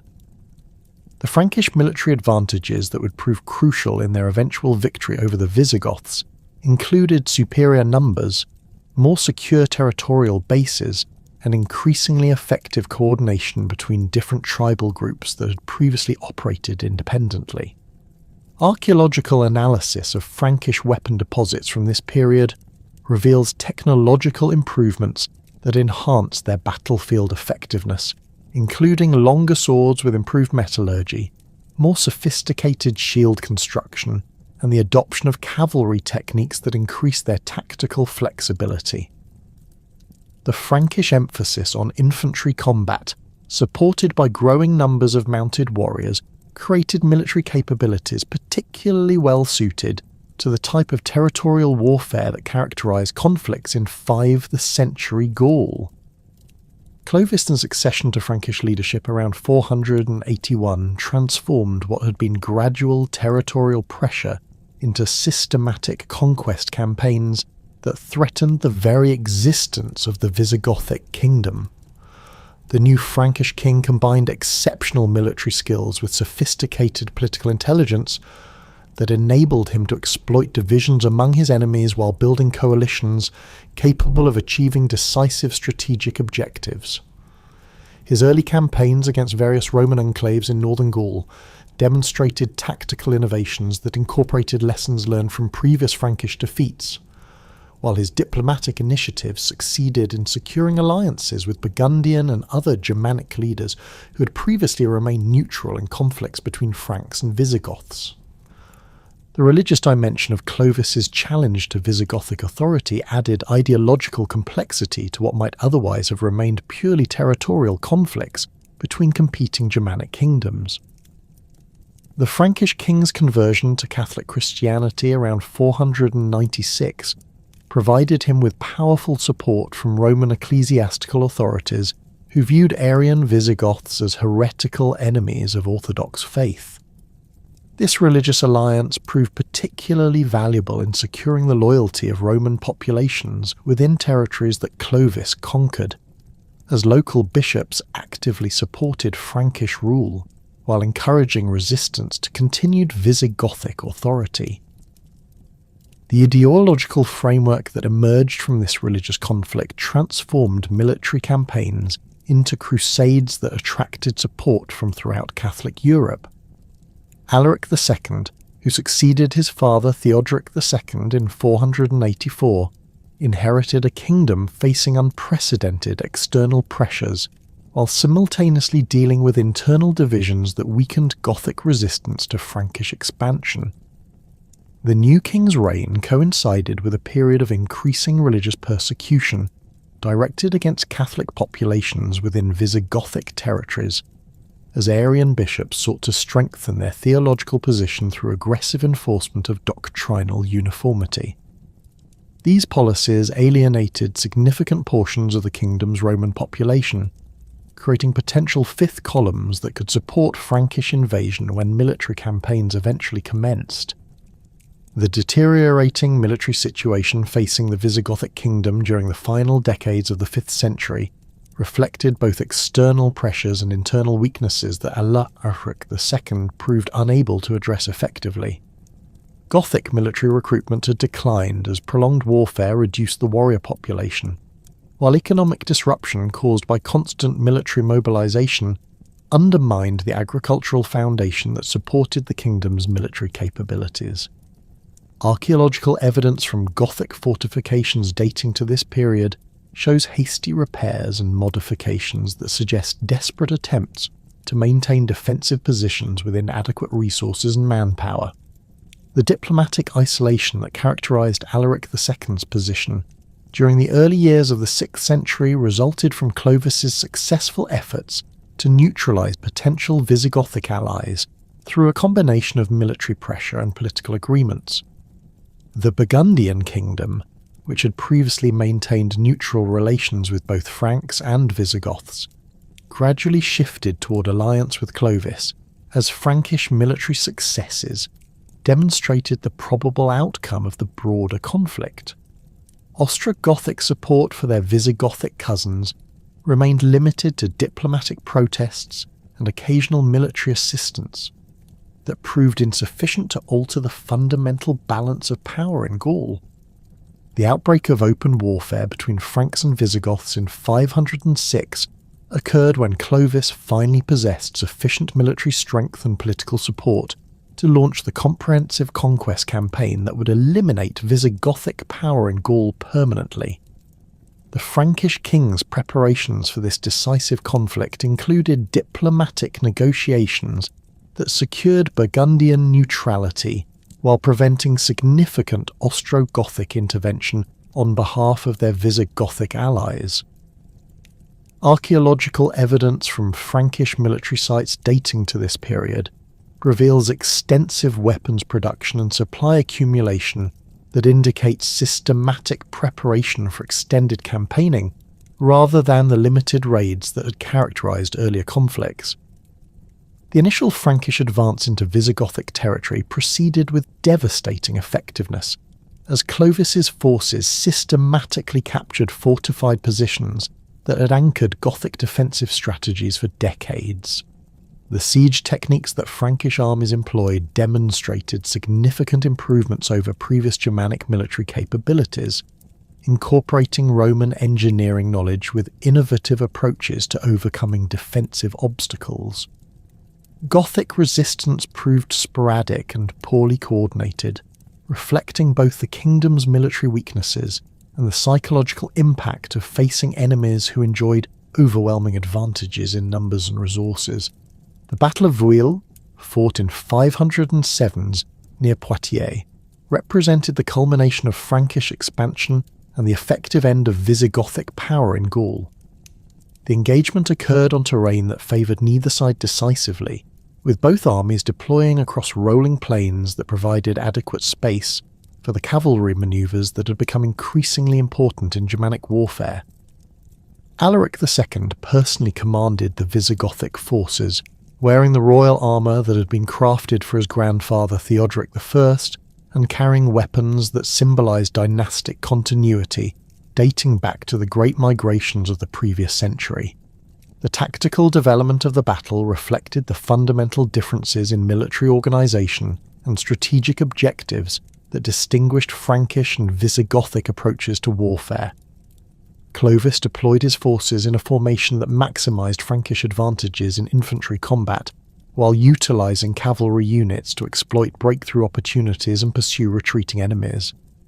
The Visigothic army, significantly outnumbered and lacking the tactical cohesion that had characterised their ancestors' victories, attempted to compensate for numerical disadvantages through aggressive attacks designed to disrupt Frankish formations before they could achieve decisive concentration of force. The death of Alaric II during the battle's climactic phase occurred when the Visigothic king led a desperate cavalry charge aimed at breaking through Frankish lines and reaching Clovis's command position. Contemporary sources describe the encounter between the two monarchs as a single combat that epitomised the personal nature of early medieval kingship, with both rulers wielding weapons with exceptional skill while their respective followers watched the confrontation that would determine their people's fates.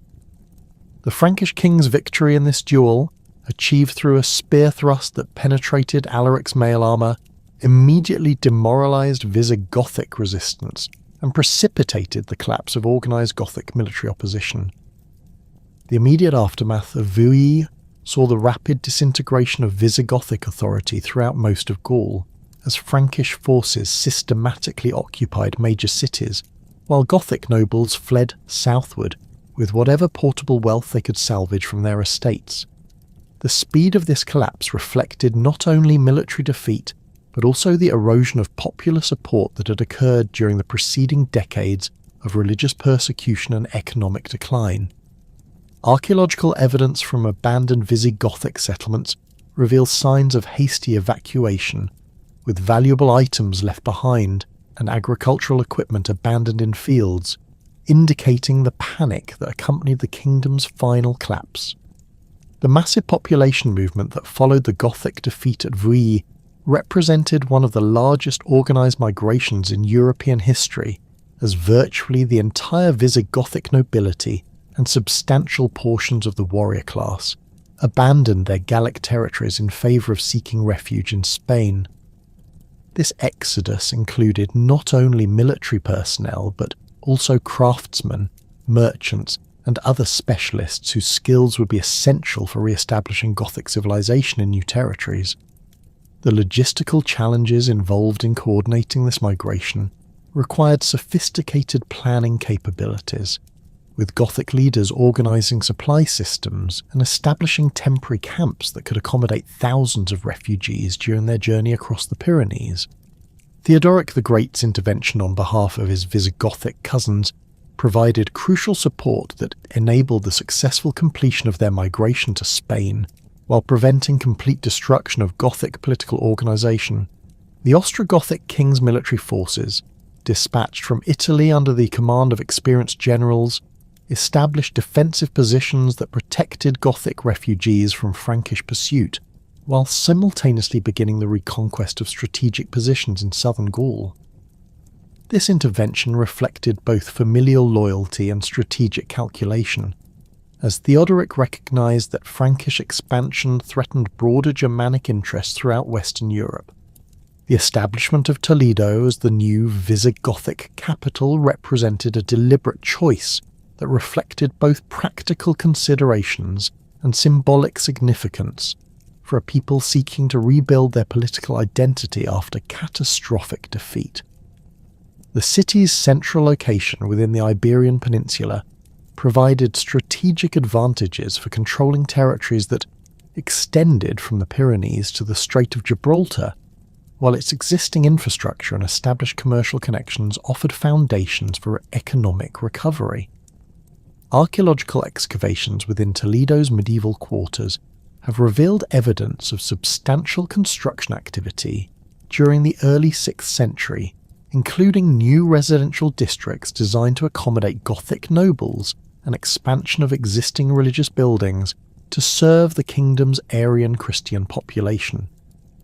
The territorial reorganisation that accompanied the establishment of Visigothic rule in Spain required adaptation of administrative systems that had been developed for governing the more compact and ethnically homogeneous territories of the Toulouse kingdom.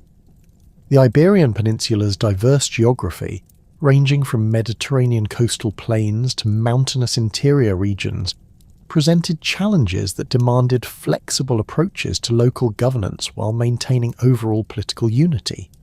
Gothic administrators implemented provincial systems that balanced central authority with regional autonomy, creating institutional frameworks that could accommodate the varied needs of different territories while ensuring effective military coordination against external threats.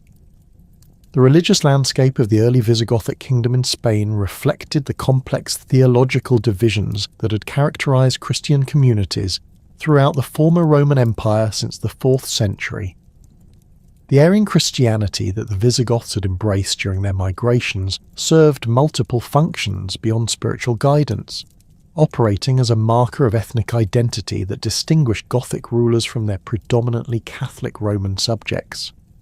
This theological framework, which rejected the full divinity of Christ as articulated in the Nicene Creed, had been formally adopted by Gothic leadership during their residence in the Balkans through contact with Arian missionaries who presented a version of Christianity that seemed more compatible with traditional Germanic concepts of hierarchical authority and personal loyalty. Archaeological evidence from Visigothic religious sites dating to the early 6th century reveals the material manifestation of Arian theological principles in church architecture and decorative programs that differed significantly from contemporary Catholic practices. Arian churches typically featured simpler altar arrangements that reflected their rejection of complex liturgical ceremonies, while avoiding the elaborate reliquary displays that characterized Catholic worship spaces. The absence of saint veneration imagery in these early Gothic religious buildings demonstrates the theological distance that separated Arian and Catholic communities, as Arian doctrine emphasized direct relationship with God the Father rather than intercession through saints or elaborate priestly hierarchies. The political implications of religious difference extended far beyond theological debate, creating practical challenges for Visigothic rulers who governed territories where Catholic populations significantly outnumbered their Arian Gothic overlords. The maintenance of separate religious institutions required substantial resources that could have been directed toward military or administrative purposes, while the exclusion of Catholic Romans from high governmental positions limited the pool of educated administrators available for complex bureaucratic tasks. Contemporary correspondence between Visigothic officials and their Roman counterparts reveals ongoing tensions regarding religious policy, with Catholic bishops frequently complaining about restrictions on church construction and limitations on public religious ceremonies. The reign of Liudgild, beginning in 568, marked a crucial turning point in Visigothic religious policy, as the king attempted to address the fundamental contradictions inherent in governing a religiously divided kingdom. Unlike his predecessors, who had generally maintained strict separation between Arian and Catholic communities, Liudgild demonstrated pragmatic flexibility that recognized the potential benefits of religious accommodation while remaining committed to Arian theological principles.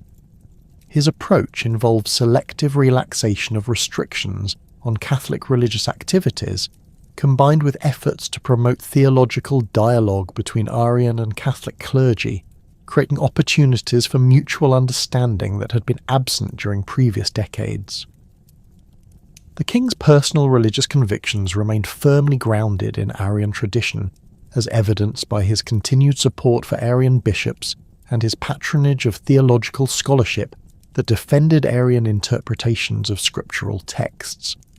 However, Liudgild's political calculations increasingly emphasized the practical advantages that could result from reducing religious tensions within his kingdom, particularly as external threats from Byzantine forces and internal rebellions demanded maximum unity among all elements of Visigothic society. His correspondence with Catholic bishops reveals a ruler who understood the theological differences that separated the communities while seeking common ground that could serve broader political objectives. The theological discussions that occurred during Liudgild's reign involved sophisticated debates regarding the nature of Christ's relationship to God the Father with Arian and Catholic scholars presenting detailed scriptural arguments that demonstrated the intellectual sophistication of both traditions. These exchanges, conducted primarily in Latin and occasionally documented in surviving manuscripts, reveal the extent to which religious controversy had become intertwined with broader questions of political authority and cultural identity. Arian theologians argued that their interpretation preserved the proper distinction between divine and human nature, while Catholic representatives insisted that only full recognition of Christ's divinity could provide adequate foundation for Christian salvation. The king's efforts to bridge religious divisions included practical measures designed to reduce the daily friction that resulted from maintaining parallel religious institutions throughout his kingdom. Liuvigild authorised the construction of new churches that could accommodate both Arian and Catholic worship services, though with separate areas and different liturgical practices that respected the theological sensibilities of both communities. Archaeological excavations at several sites have uncovered evidence of these experimental religious buildings, which featured innovative architectural solutions including movable altar furnishings and adjustable seating arrangements that could be reconfigured for different types of religious ceremonies. The rebellion of Hermenegild in 579 transformed what had been gradual religious accommodation into acute political crisis that threatened the stability of the entire Visigothic kingdom. The king's son, who had married a Catholic Frankish princess and subsequently converted to Catholic Christianity, declared his independence from royal authority, while establishing a rival kingdom in southern Spain that explicitly rejected Arian religious policies. This dramatic development forced Liuvigild to choose between religious flexibility and political unity, ultimately leading him to adopt increasingly harsh measures against Catholic populations who were suspected of supporting his rebellious son. The military campaigns that Liuvigild conducted against Hermenegild's forces between 580 and 584 involved not only traditional warfare, but also systematic persecution of Catholic religious institutions that were believed to be providing material support for the rebellion. Royal forces destroyed numerous Catholic churches and monasteries, while confiscating ecclesiastical properties that had been accumulated over centuries of Roman Christian development.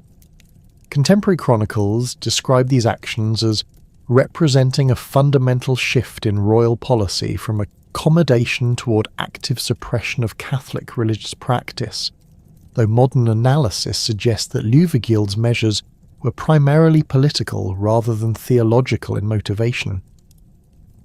The capture and execution of Hermenegild in 584 eliminated the immediate military threat to royal authority, but failed to resolve the underlying religious tensions that had made the rebellion possible. Catholic populations throughout the kingdom viewed the prince's death as martyrdom, creating a powerful symbol of resistance to Arian rule that would influence religious and political developments for decades. The king's victory had been achieved at enormous cost in terms of internal unity, with Catholic-Gothic relations reaching their lowest point since the initial establishment of Visigothic rule in Spain.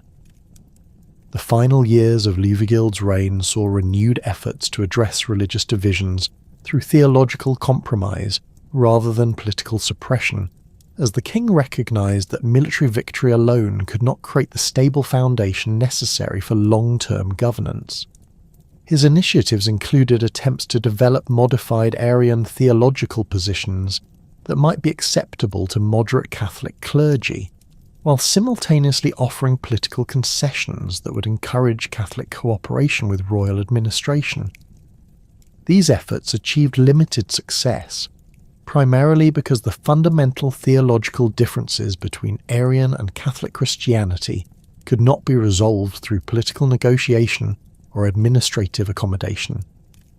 The accession of Ricardo in 586 created opportunities for dramatic policy changes that his father's political commitments had made impossible during the final years of his reign. The new king inherited a kingdom where religious division had been exacerbated by recent military conflicts, but he also possessed greater freedom to pursue alternative approaches that could address the fundamental causes of internal instability. Ricard's background included extensive exposure to Catholic theological arguments through his education and diplomatic contacts, providing him with sophisticated understanding of the doctrinal issues that separated Arian and Catholic communities. The king's personal religious journey during the first years of his reign involved intensive study of theological texts and extensive consultations with religious authorities from both traditions, as he sought to understand the implications of potential conversion for both his personal salvation and his kingdom's political stability. Contemporary sources describe private meetings between Ricard and various bishops, including both Arian clergy who had served his father's administration and Catholic representatives who had maintained underground religious activities during periods of persecution. These discussions apparently convinced the king that Catholic theological positions offered more convincing scriptural foundations than traditional Arian interpretations. The political calculations that influenced Ricard's religious decision-making extended far beyond theological considerations to encompass broader strategic relationships with neighbouring kingdoms and the Byzantine Empire. Catholic conversion would align Visigothic Spain with the religious practices of Frankish Gaul and Lombard Italy, potentially creating opportunities for diplomatic alliances that could strengthen the kingdom's position against external threats. The king's correspondence with Pope Gregory VII reveals sophisticated understanding of the international implications of religious policy, with both rulers recognising the potential for Catholic conversion to transform Visigothic Spain's relationships with the broader European Christian community. The Third Council of Toledo, convened in May 589, provided the formal setting for Ricard's public conversion to Catholic Christianity and the official abandonment of Arian theological positions that had characterised Visigothic religious policy since their earliest settlement in Roman territories. The council's proceedings, documented in detailed Latin records that survive in multiple manuscript traditions, reveal the careful orchestration required to manage such a dramatic transformation of royal religious policy. The king's public confession of Catholic faith occurred before an assembly that included bishops from throughout Spain, Gothic nobles and Roman aristocrats whose presence demonstrated the broad support that the conversion had achieved. The theological formula that Ricard pronounced during the conversion ceremony explicitly rejected Arian interpretations of Christ's nature, while embracing the full divinity affirmed in the Nicene Creed, marking a definitive break with the religious traditions that had distinguished Gothic identity for over 2 centuries. The king's statement, preserved in the council's official records, acknowledged the errors of Arian theology while requesting forgiveness for his previous adherence to heretical doctrines. This public admission represented not only personal conversion, but also formal abandonment of the religious policies that had characterised Visigothic rule since the kingdom's establishment. The immediate aftermath of Ricard's conversion involved systematic transformation of religious institutions throughout the Visigothic kingdom, as Arian churches were converted to Catholic use, while Arian clergy either converted to Catholic Christianity or were removed from their positions. Archaeological evidence from this period reveals extensive modification of church buildings, with altar arrangements reconfigured to accommodate Catholic liturgical requirements and new decorative programs installed that reflected Orthodox theological principles. The speed and thoroughness of these changes suggests careful advance planning that had prepared administrative mechanisms for implementing the conversion policy once the king's decision became public. The integration of former Arian and Catholic religious communities required delicate management of competing interests and conflicting loyalties that could easily have destabilized the conversion process. Catholic bishops who had suffered persecution during previous decades demanded punishment for their former oppressors, while Arian clergy who converted to Catholic Christianity sought guarantees that their previous theological positions would not result in permanent exclusion from religious authority.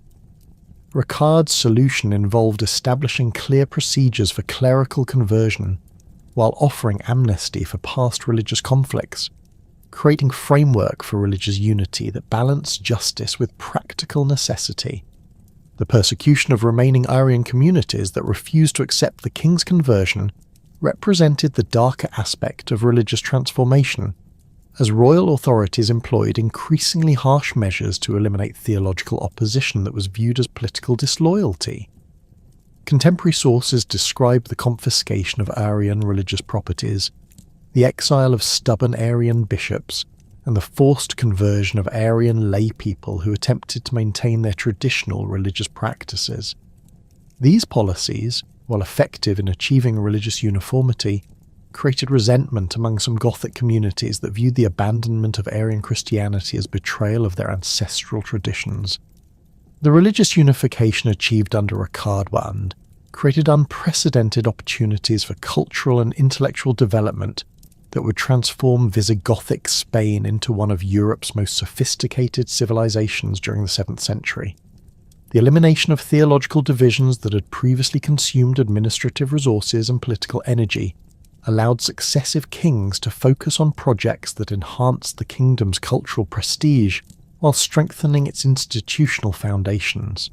The reign of Sigebert, beginning in 612, marked the emergence of a distinctly Visigothic approach to governance that combined Germanic political traditions with Roman administrative expertise and Christian theological scholarship, creating a synthesis that would influence European development for centuries. Sigebert's educational background reflected the intellectual transformation that had occurred within Gothic noble families since their settlement in Spain, as aristocratic children now received formal instruction in Latin literature, Christian theology, and Roman legal principles alongside traditional warrior training. The king himself demonstrated remarkable scholarly abilities, composing Latin poetry that displayed sophisticated understanding of classical literary techniques while addressing contemporary religious and political themes. His correspondence with Pope Gregory I reveals a ruler whose intellectual capabilities matched those of the most educated Roman aristocrats, while his administrative reforms demonstrated practical wisdom gained through careful study of imperial governmental models. The cultural flowering that characterized Sigebert's reign extended beyond royal patronage, to encompass broader transformations in Visigothic society, as Gothic and Roman elites increasingly shared educational experiences and cultural values. Archaeological evidence from noble residences dating to this period reveals libraries containing both classical Latin texts and contemporary Christian works, indicating the emergence of a genuinely literate aristocracy that valued intellectual achievement alongside martial prowess. The integration of Roman scholarly traditions with Germanic political structures created unique intellectual environments where theological debate, historical scholarship, and legal analysis flourished under royal protection and encouragement. The establishment of cathedral schools throughout the kingdom provided institutional foundations for the educational revolution that would produce some of medieval Europe's most influential scholars and administrators. These institutions, typically attached to major churches in cities like Toledo, Seville, and Merida, offered comprehensive curricula that included grammar, rhetoric, dialectic, arithmetic, geometry, astronomy, and music, alongside intensive theological training.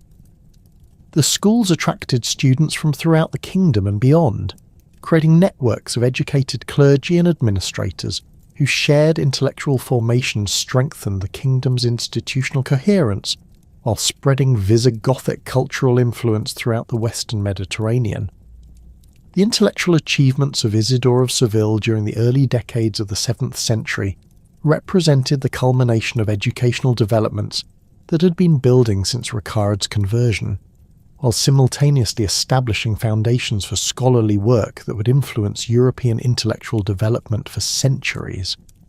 Born around 560 into a family that exemplified the cultural synthesis emerging within Visigothic Spain, Isidore received education that combined classical Roman learning with contemporary Christian scholarship, preparing him for the episcopal responsibilities he would assume upon his brother Leander's death in 600. His appointment as Archbishop of Seville placed him at the centre of ecclesiastical administration, while providing access to one of Spain's most extensive libraries.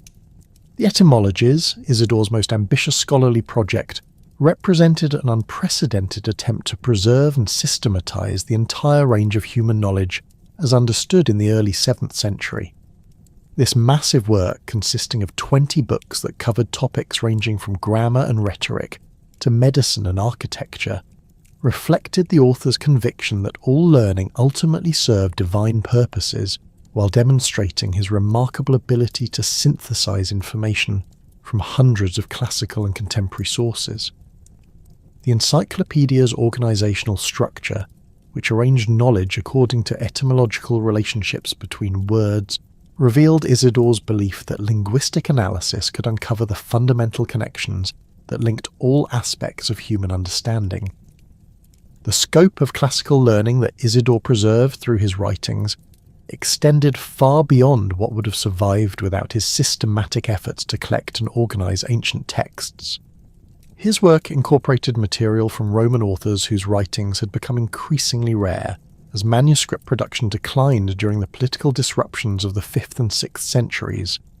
The Etymologies preserved substantial portions of Pliny's natural history, Varro's linguistic studies, and numerous other classical works that would have been completely lost without Isidore's careful compilation and synthesis. His efforts to make this material accessible to contemporary readers involved extensive adaptation and simplification that maintained essential content while presenting it in forms that could be understood by audiences with limited classical education. The theological scholarship that characterized Isidore's extensive religious writings demonstrated the sophisticated understanding of Christian doctrine that had developed within Visigothic ecclesiastical circles following the conversion to Catholic Christianity.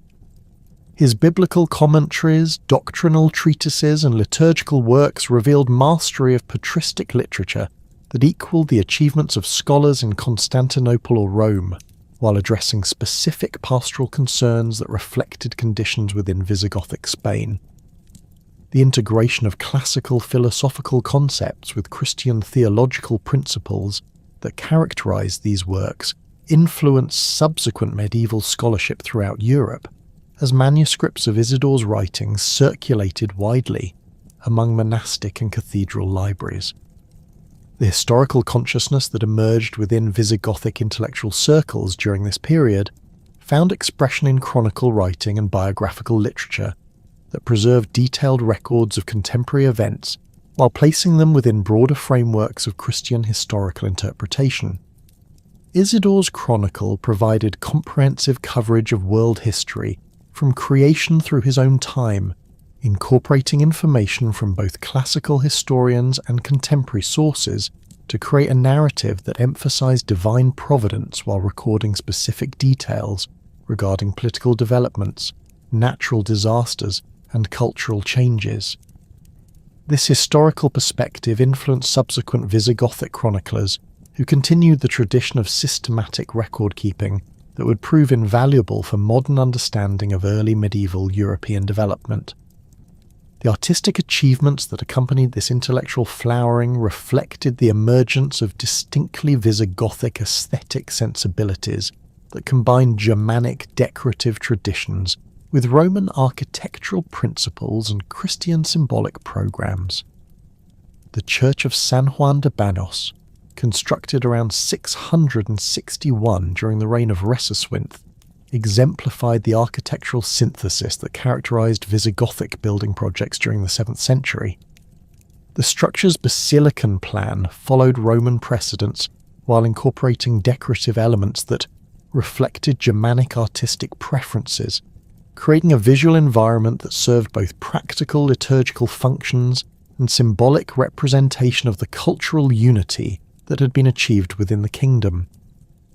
The architectural innovations evident at San Juan de Banos included sophisticated solutions to structural challenges that demonstrated advanced understanding of engineering principles, combined with aesthetic sensibilities that created uniquely Visigothic spatial experiences. The church's horseshoe arches, which would later influence Islamic architecture in Spain, represented original developments that enhanced both structural stability and visual impact while creating interior spaces that differed significantly from contemporary Byzantine or Frankish religious buildings. The integration of carved stone capitals featuring intricate geometric and vegetal motifs with overall architectural programs that emphasized harmony and proportion revealed the maturation of indigenous artistic traditions that had absorbed influences from multiple cultural sources.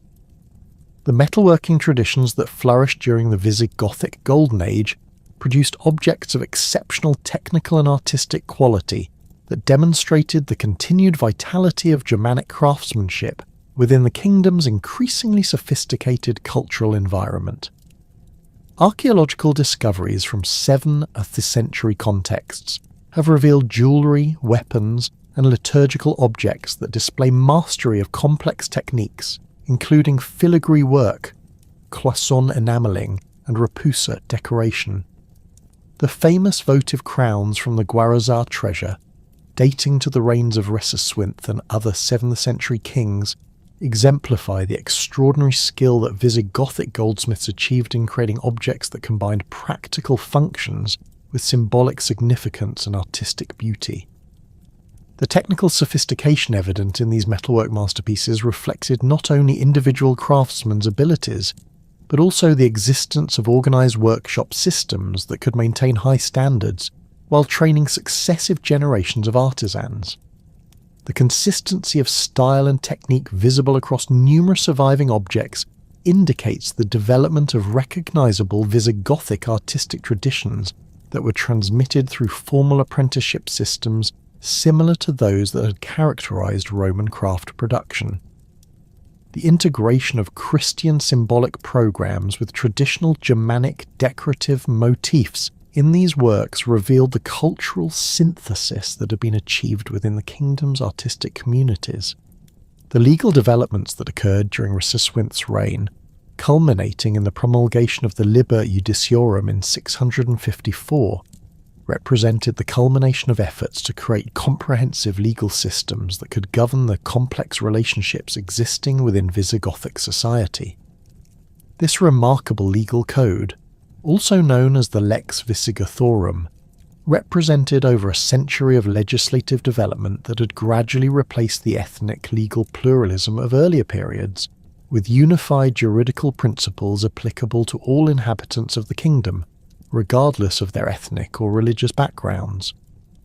The Code's 12 books contain detailed regulations covering every aspect of civil and criminal law, from property rights and commercial transactions to family relationships and criminal penalties.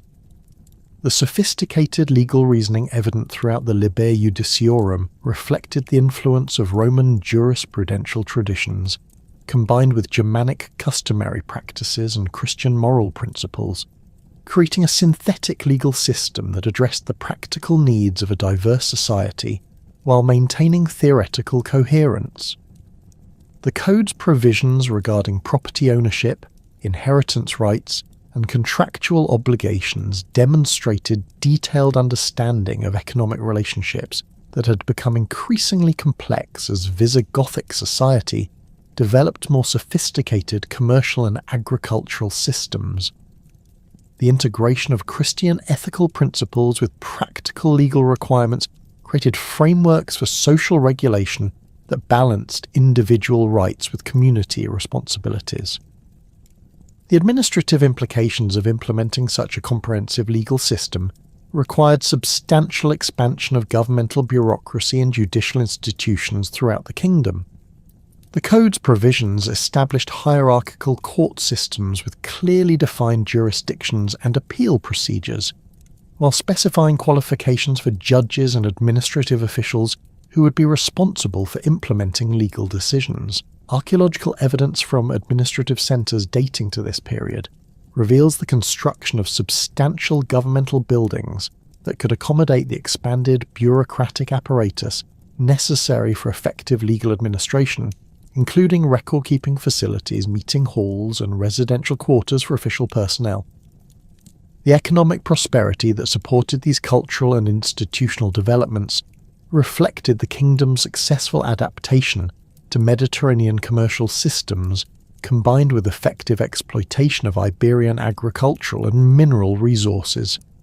The integration of Gothic military capabilities with Roman administrative expertise had created political stability that encouraged commercial development, while the religious unification achieved under Reshaped had eliminated sources of internal conflict that had previously disrupted economic activity. Archaeological evidence from urban centres throughout the kingdom reveals substantial commercial growth during the 7th century, with expanded market facilities, increased craft production, and evidence of long-distance trade connections that linked Visigothic Spain with the broader Mediterranean economy.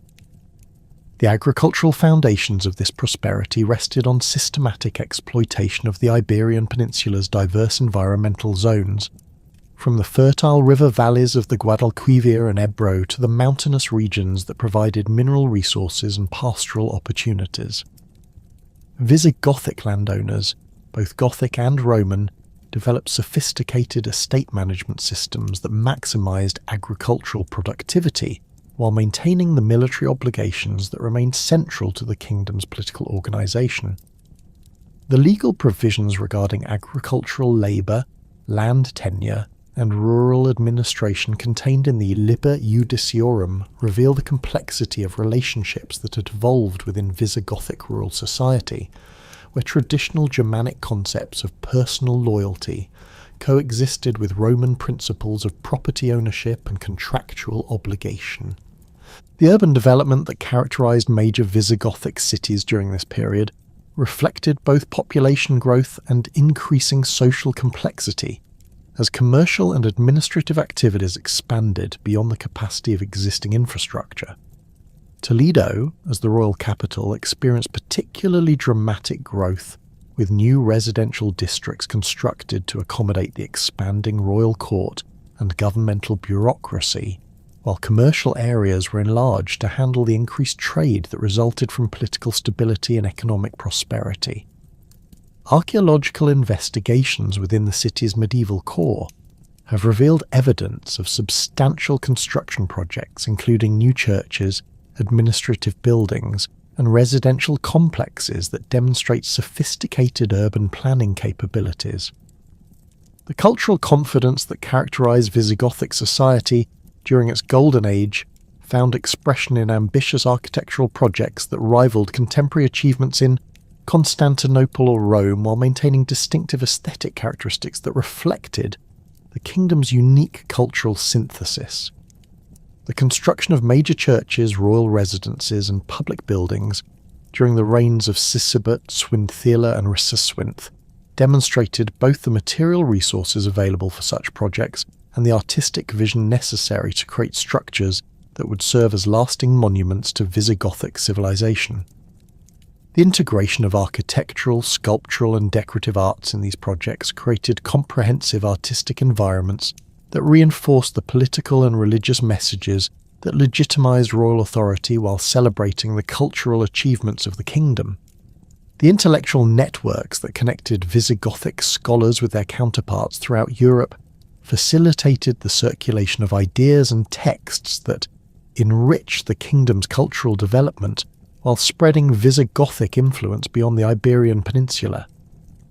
The correspondence between Isidore of Seville and scholars in Ireland, Italy, and other regions reveals the extent to which Visigothic Spain had become integrated into the broader European intellectual community, with Visigothic libraries serving as important repositories for classical and contemporary texts, while Visigothic scholars contributed original works that influenced development throughout medieval Europe.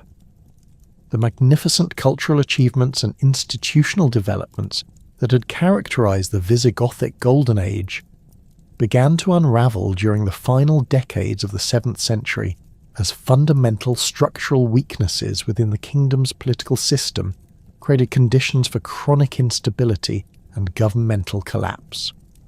The elective nature of Visigothic kingship which had served the kingdom adequately during periods of strong leadership and external stability, proved increasingly problematic as competing noble factions recognized opportunities to advance their interests through manipulation of succession disputes.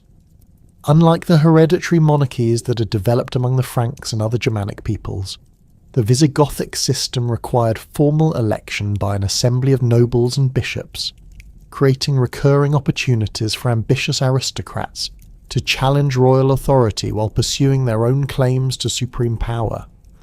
The death of Rhysyswynth in 672 precipitated the first major succession crisis of the late Visigothic period, as multiple candidates possessed legitimate claims to royal authority while commanding sufficient military support to make their ambitions credible threats to political stability.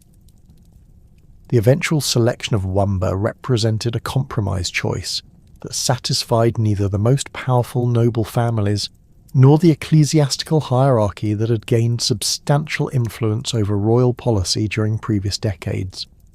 Archaeological evidence from royal residences dating to Wamba's reign reveals hasty fortification work and defensive modifications that suggest a ruler who felt constantly threatened by internal enemies, while contemporary chronicles describe an atmosphere of suspicion and intrigue that pervaded the royal court throughout his 8-year reign. Wamba's military capabilities, demonstrated through successful campaigns against Basque raiders in the north and Byzantine forces attempting to establish footholds along the Mediterranean coast, proved insufficient to overcome the political challenges created by his disputed legitimacy and the growing autonomy of provincial governors who increasingly ignored royal commands. The king's efforts to strengthen central authority through administrative reforms and military reorganisation encountered systematic resistance from noble families whose traditional privileges were threatened by these centralising policies. The rebellion of Duke Paul in Septimania during 673 exemplified the type of provincial uprising that would plague successive Visigothic rulers as local strongmen recognised that royal authority had become too weak to enforce obedience effectively. Duke Paul's insurrection began as a localised dispute over taxation and military recruitment policies, but quickly escalated into a comprehensive challenge to royal authority that attracted support from disaffected nobles throughout southern Gaul and northeastern Spain. Paul's background included extensive military experience gained through service in royal campaigns against the Franks, providing him with detailed knowledge of Visigothic military organisation and strategic weaknesses that he exploited effectively during his rebellion.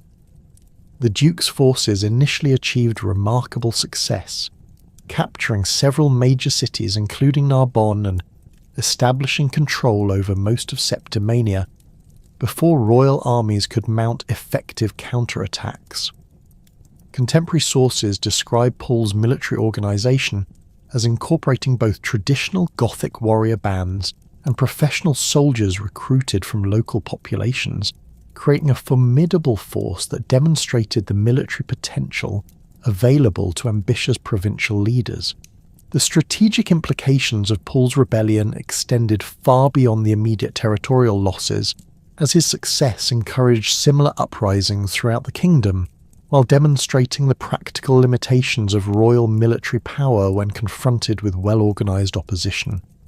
Wamba's response required mobilization of substantial forces that depleted the royal treasury, while exposing other frontier regions to external attack, creating cascading effects that weakened the kingdom's overall defensive capabilities. The siege of Narbonne during 674 consumed months of campaigning and enormous resources before royal forces finally succeeded in breaching the city's defences. But the victory's costs exceeded its strategic value as other rebellions erupted, while the king's attention remained focused on Septimania. The ecclesiastical dimension of these succession disputes added theological complexity to what might otherwise have remained purely political conflicts, as bishops increasingly asserted their authority to determine the legitimacy of royal candidates based on religious criteria that often reflected factional interests, rather than genuine spiritual concerns. The growing influence of church councils in royal election processes created additional opportunities for manipulation, as ambitious nobles sought to secure episcopal support through promises of territorial grants, tax exemptions, and other concessions that further weakened royal authority. The Fourth Council of Toledo, convened in 633, had established precedents for ecclesiastical involvement in political matters that subsequent church leaders exploited to expand their influence over royal policy while pursuing their own institutional interests. The deposition of Wamba in 680 through a conspiracy that involved both noble and ecclesiastical participants demonstrated the vulnerability of even successful military leaders when confronted with coordinated opposition that exploited the kingdom's institutional weaknesses. The circumstances surrounding Wamba's removal remain disputed among contemporary sources, with some accounts describing a genuine illness that incapacitated the king, while others suggest deliberate poisoning by conspirators who subsequently forced him to take monastic vows that legally disqualified him from continuing royal duties. Archaeological evidence from the monastery where Wamba spent his final years reveals substantial construction projects funded by royal resources, suggesting that his retirement may have been more comfortable than political enemies intended. The elevation of Ervig to replace Wamba marked the beginning of a period characterized by increasingly frequent royal depositions and civil wars that systematically destroyed the institutional foundations that had supported Visigothic governmental effectiveness during previous centuries. Ervig's reign lasted only 7 years, but during this brief period the kingdom experienced multiple rebellions, significant territorial losses to Frankish expansion, and economic disruption that undermined the agricultural and commercial systems supporting royal revenues. The new king's attempts to address these challenges through legal reforms and administrative reorganization proved inadequate because the fundamental problems resulted from structural weaknesses that could not be resolved through superficial policy changes. The monetary evidence from Ervig's reign reveals the beginning of systematic debasement that would characterize Visigothic coinage during the kingdom's final decades, as royal mints reduced the gold content of treamises while increasing production to meet the growing financial demands created by constant military campaigns and political instability. Numismatic analysis of coins from this period shows declining technical quality alongside reduced precious metal content, indicating the deterioration of the specialized craft knowledge necessary for maintaining monetary standards. The economic implications of this monetary debasement extended throughout the kingdom's commercial systems as merchants and other economic actors lost confidence in royal currency while seeking alternative means of exchange that could maintain stable value relationships. The succession of Egica in 687 brought temporary stability to royal authority, but his reign also witnessed the emergence of new challenges that reflected the kingdom's declining capacity to respond effectively to external threats and internal divisions. The growing autonomy of regional strongmen had created a patchwork of semi-independent territories where local leaders exercised practical sovereignty while maintaining nominal allegiance to royal authority. Archaeological evidence from fortified sites throughout the kingdom reveals extensive defensive construction during this period, with noble residences transformed into military strongholds capable of withstanding extended sieges. These developments indicate the militarization of Visigothic society as political competition increasingly took the form of armed conflict rather than the legal and ceremonial processes that had characterized earlier succession disputes. The Basque uprisings that plagued Egica's reign demonstrated the kingdom's inability to maintain effective control over peripheral territories where non-Gothic populations had never been fully integrated into Visigothic political and cultural systems. The mountainous terrain of the Pyrenean regions provided natural defensive advantages that Basque warriors exploited effectively against royal armies trained for warfare on the open plains of central Spain. Contemporary chronicles describe repeated royal campaigns against Basque strongholds that achieved temporary tactical success while failing to establish lasting political control, creating a pattern of expensive military operations that drained royal resources without producing strategic benefits. The administrative challenges facing late Visigothic rulers reflected the cumulative effects of political instability on the governmental systems that had been carefully developed during the kingdom's golden age. The legal framework established in the Liber Judiciorum required consistent enforcement through professional judicial personnel, but the constant succession disputes and civil wars had disrupted the training and appointment processes necessary for maintaining administrative competence.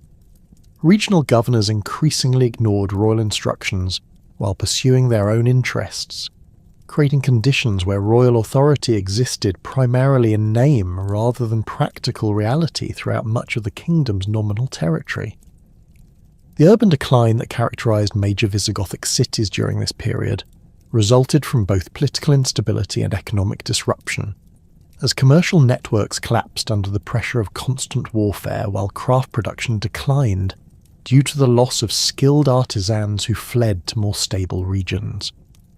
Archaeological investigations at Toledo, Merida, and other major centres reveal evidence of population decline, abandoned residential districts, and the conversion of former commercial areas into defensive positions. The royal capital itself experienced significant contraction, with substantial portions of the city's residential areas falling into disuse, while the remaining population concentrated around fortified compounds that could provide protection during periods of civil conflict. The military organisation that had once represented the kingdom's greatest strength became increasingly fragmented as noble families developed their own armed forces, while royal armies struggled to maintain discipline and effectiveness. The traditional system of military recruitment through personal obligations to the king had depended on stable relationships between royal authority and noble landowners, but the succession disputes and civil wars had destroyed the trust necessary for effective military cooperation. Regional commanders increasingly viewed their forces as personal assets rather than royal resources, creating conditions where military power served factional interests rather than kingdom-wide strategic objectives. The economic foundation supporting royal authority had been systematically undermined by decades of political instability that disrupted agricultural production, destroyed commercial networks, and consumed accumulated wealth through constant military expenditures. The taxation systems that had provided reliable revenues during periods of stability proved inadequate when applied to regions devastated by civil war, while the costs of maintaining multiple armies and fortified positions exceeded the kingdom's declining fiscal capacity. Contemporary documents reveal royal attempts to address these financial challenges through emergency taxation and confiscation of noble properties, but these measures only intensified political opposition while failing to generate sufficient resources for effective governance. The intellectual and cultural achievements that had distinguished Visigothic civilization during its golden age gradually declined as political chaos disrupted the educational institutions and patronage systems that had supported scholarly activity. The cathedral schools that had produced generations of educated administrators and clergy found their resources diverted to military purposes while their students were recruited for armed service rather than intellectual pursuits. Archaeological evidence from monastic sites shows abandonment of scriptoria and libraries as religious communities fled to more secure locations or were forced to sell their manuscripts to fund defensive preparations. The diplomatic isolation that characterized the kingdom's international position during its final decades reflected both internal weakness and the changing balance of power throughout Western Europe, as Frankish expansion eliminated potential allies while creating new security threats. The Visigothic kingdom's traditional role as a major European power had depended on military capabilities and political stability that no longer existed, while neighbouring rulers recognised opportunities to exploit Gothic weakness for their own territorial and political advantage. The correspondence between late Visigothic kings and foreign rulers reveals increasingly desperate attempts to secure external support for internal political struggles, but these efforts proved unsuccessful because potential allies doubted the kingdom's capacity to honour agreements or provide reciprocal assistance. The religious dimensions of the kingdom's decline included growing tensions between secular and ecclesiastical authorities, as bishops sought to preserve their institutional interests, while royal power collapsed around them. The church's substantial landholdings and accumulated wealth made ecclesiastical leaders attractive allies for competing noble factions, but this involvement in political conflicts compromised the church's spiritual authority while contributing to the broader institutional breakdown. Archaeological evidence from religious sites shows defensive modifications similar to those found at secular locations, indicating that even religious institutions recognized the need for military protection during this period of chronic instability. The death of King Witiza in 710 precipitated the final succession crisis that would ultimately destroy the Visigothic kingdom, as competing noble factions pursued their claims to royal authority with unprecedented ruthlessness, while external threats gathered strength along the kingdom's southern and eastern frontiers. The circumstances surrounding Witiza's death remain disputed among contemporary sources, with some accounts suggesting natural causes, while others hint at poisoning by political enemies who sought to prevent the implementation of his planned administrative reforms. Archaeological evidence from the royal palace at Toledo reveals signs of hasty modifications to defensive arrangements during the final months of Witiza's reign, indicating a ruler who recognized the growing threats to his authority but lacked sufficient time or resources to address them effectively. The immediate aftermath of Witiza's death saw the emergence of two primary claimants to royal succession, each commanding substantial military support while representing fundamentally different approaches to addressing the kingdom's mounting crises. Aquila, who claimed legitimacy as Witiza's designated heir and controlled territories in northeastern Spain, including the important cities of Zaragoza and Tarragona, advocated for continuation of his predecessor's policies while seeking accommodation with regional strongmen who had achieved practical independence during previous decades. His rival Roderick, whose supporters included powerful noble families from central and southern Spain, promoted more aggressive centralization policies designed to restore effective royal authority throughout the kingdom's nominal territories.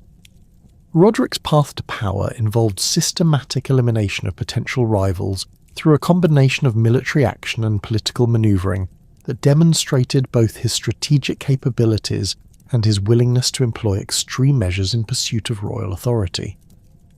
Contemporary chronicles describe his forces capturing several major cities through siege operations that revealed sophisticated understanding of military engineering, while his diplomatic initiatives succeeded in securing support from ecclesiastical leaders who viewed his candidacy as offering the best prospects for restoring political stability.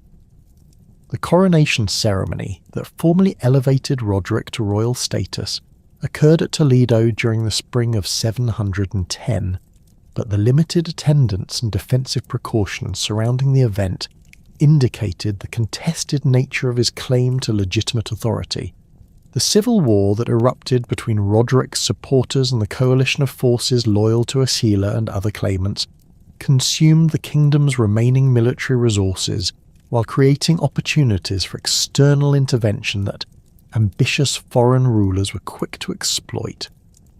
The conflict's geographic scope encompassed virtually the entire Iberian Peninsula, with major engagements occurring from the Pyrenees to the Strait of Gibraltar as competing armies sought to control strategic positions and economic resources necessary for sustaining extended military operations.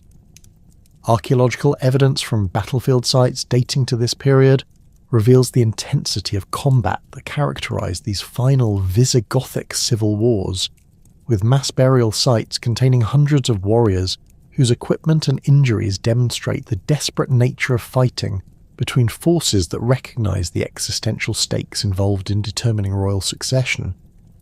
The military capabilities that both sides deployed during this civil conflict represented the culmination of centuries of Visigothic military development, but they also revealed the fundamental weaknesses that had developed within the kingdom's defensive systems as political instability undermined traditional recruitment and training mechanisms. Roderick's forces included substantial numbers of professional warriors whose equipment and tactical organisation reflected Roman military influences, combined with Germanic fighting traditions, while his opponents relied more heavily on regional militias and tribal levies, whose effectiveness varied considerably depending on local leadership and training standards. The fragmentation of military authority that had occurred during previous decades meant that neither side could achieve the decisive concentration of force necessary for rapid victory, prolonging the conflict while exhausting resources that would be desperately needed for defence against external threats. The economic devastation that accompanied this prolonged civil war systematically destroyed the agricultural and commercial foundations that had supported Visigothic civilization during its golden age, creating conditions of widespread hardship that undermined popular support for royal authority, regardless of which claimant ultimately achieved victory. Contemporary documents describe abandoned agricultural estates, disrupted trade networks, and urban populations fleeing to fortified positions as military campaigns devastated the countryside while consuming accumulated wealth through constant warfare. The monetary evidence from this period shows complete collapse of royal coinage systems, with local authorities producing irregular issues that lacked standardized weights or precious metal content, indicating the breakdown of governmental institutions that had maintained economic stability during previous centuries. The international dimensions of the Visigothic succession crisis attracted attention from neighbouring powers who recognised opportunities to advance their own territorial and political interests, while the kingdom remained consumed by internal conflict. Frankish expansion under Charles Martel had already established effective control over territories in southern Gaul that had previously acknowledged Visigothic sovereignty, while Byzantine forces maintained footholds along the Mediterranean coast that could serve as bases for broader intervention if circumstances proved favourable. More ominously, the rapid Islamic expansion that had conquered most of North Africa during the previous decades had brought Muslim armies to the shores of the Strait of Gibraltar, where they observed the Visigothic civil war, with growing interest in the possibilities it might create for further territorial acquisition. The Islamic forces that had completed the conquest of North Africa under the leadership of Musa ibn Nusayr represented a military and political system that differed fundamentally from the Germanic kingdoms that had emerged from the collapse of Roman authority in Western Europe. The combination of Arab military leadership with Berber warrior populations had created armies capable of rapid movement across vast distances while maintaining the discipline and coordination necessary for complex siege operations against fortified positions. Their recent victories against Byzantine forces in North Africa had demonstrated their ability to adapt their tactical methods to different types of enemies and terrain, while their administrative systems had proven capable of integrating conquered populations into broader Islamic political structures without requiring complete cultural assimilation. The initial Islamic reconnaissance of Iberian territories began during the final months of 710 as small expeditions crossed the Strait of Gibraltar to gather intelligence regarding Visigothic military capabilities and political conditions. These preliminary operations, conducted under the direction of Tarif ibn Malik and other experienced commanders, established temporary bases on the Iberian coast while conducting systematic surveys of potential landing sites, defensive positions, and local population centres. The information gathered during these reconnaissance missions revealed the extent of Visigothic political fragmentation, while identifying specific opportunities for successful military intervention that could achieve substantial territorial gains with relatively limited initial investment of forces. The decision to launch a full-scale invasion of the Iberian Peninsula reflected careful strategic calculation by Islamic leaders, who recognized that the Visigothic civil war had created unprecedented opportunities for conquest, while the kingdom's defensive capabilities remained focused on internal conflicts rather than external threats. Tariq ibn Ziyad, who received command of the initial invasion force, possessed extensive experience in North African campaigns that had prepared him for the type of rapid conquest operations that would be necessary for success in Spain. His army of approximately 7,000 warriors included both Arab and Berber contingents, whose different fighting styles and tactical specializations could be employed effectively against various types of Visigothic resistance. The Islamic landing at Gibraltar in July 711 proceeded without significant opposition, as Visigothic coastal defences had been weakened by the redeployment of military forces for civil war operations in the interior regions of the kingdom. Tariq's forces established a secure beachhead, while additional troops and supplies arrived from North African bases, creating the logistical foundation necessary for sustained military operations throughout the Iberian Peninsula. Archaeological excavations at the landing site have revealed evidence of temporary fortifications and supply depots that demonstrate the systematic planning that preceded the invasion, with organizational capabilities that enabled rapid expansion of the initial foothold into a comprehensive conquest campaign. The speed of the Islamic advance into Visigothic territory reflected both superior military organization and the kingdom's inability to coordinate effective resistance, while royal authority remained divided between competing claimants to the throne. Tariq's forces moved rapidly inland from their coastal bases, capturing strategic positions and urban centres through a combination of direct assault and negotiated surrender that demonstrated sophisticated understanding of local political conditions. The Islamic commanders proved particularly adept at exploiting the religious and ethnic divisions that had weakened Visigothic society, offering favourable terms to Jewish communities that had suffered persecution under Christian rule, while encouraging defections among Gothic nobles who recognised the futility of continued resistance. Roderick's response to the Islamic invasion required him to abandon his campaigns against Aquila and other domestic rivals while attempting to assemble forces sufficient to confront this unprecedented external threat. The king's strategic situation had become desperate, as he faced the necessity of fighting a two-front war against both internal enemies and foreign invaders, while lacking the resources necessary for either campaign. Contemporary sources describe frantic efforts to negotiate temporary truces with domestic opponents, while mobilizing whatever military forces remained available for defense against the Islamic advance. But these initiatives achieved limited success because many regional leaders preferred to preserve their strength for local conflicts rather than risk their forces in royal campaigns. The concentration of forces that Roderick managed to assemble for his confrontation with Tariq's army represented the final mobilization of Visigothic military power, drawing warriors from throughout the kingdom's remaining territories while stripping defensive positions of the troops necessary for local security. Archaeological evidence from the assembly areas reveals the hasty preparation that characterized this military effort, with improvised supply systems and equipment that reflected the kingdom's declining organizational capabilities. The royal army that eventually took the field included substantial numbers of recently recruited troops whose training and equipment proved inadequate for the type of warfare they would encounter against experienced Islamic forces.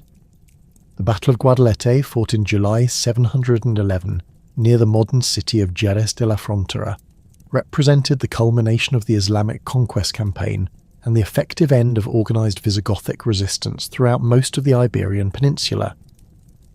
The engagement occurred on terrain that favoured neither side decisively, with both armies deploying across rolling plains that provided adequate space for the cavalry manoeuvres that would prove crucial to the battle's outcome. Roderick commanded his forces from a position that allowed him to observe the entire battlefield, while maintaining communication with his subordinate commanders, wearing royal regalia that included a golden crown and ceremonial weapons that symbolized the continuity of Visigothic royal authority, dating back to the great migrations of previous centuries. The tactical development of the battle revealed the fundamental differences in military organization and fighting methods that distinguished Islamic and Visigothic approaches to warfare.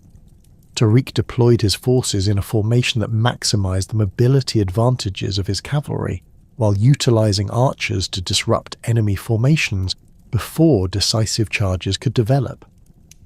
The Visigothic army, arranged according to traditional Germanic battle order, with infantry formations supported by limited cavalry, attempted to exploit their advantages in close combat, while compensating for numerical inferiority through superior individual fighting skills and battlefield experience gained during years of civil warfare.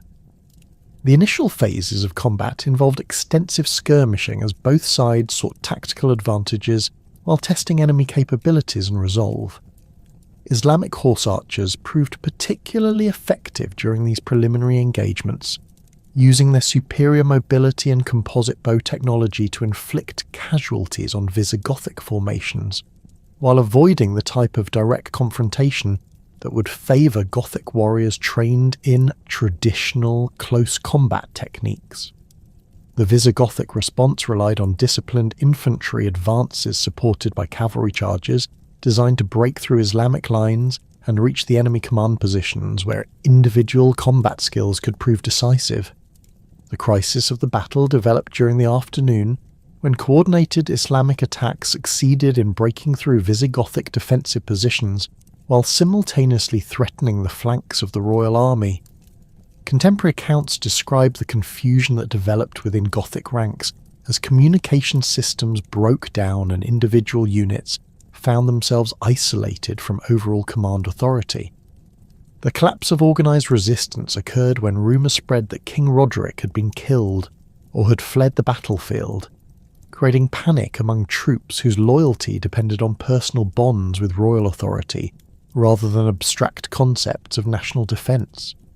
The death of Roderick during the battle's final stages occurred under circumstances that remain disputed among historical sources, though most accounts agree that the king perished while attempting to rally his retreating forces for a final stand against the advancing Islamic army. Archaeological investigations at the battlefield site have uncovered remains that may include royal equipment, including fragments of decorated weapons and armour that correspond to descriptions of Roderick's regalia in contemporary chronicles. The king's body was never definitively identified, leading to persistent legends that he had survived the battle and escaped to organise continued resistance from mountain strongholds, though no credible evidence supports these romantic narratives. The immediate aftermath of Guadalete saw the complete collapse of organised Visigothic resistance throughout most of the Iberian Peninsula, as news of the royal army's destruction and the king's death eliminated the final symbol of legitimate authority that might have coordinated further defensive efforts.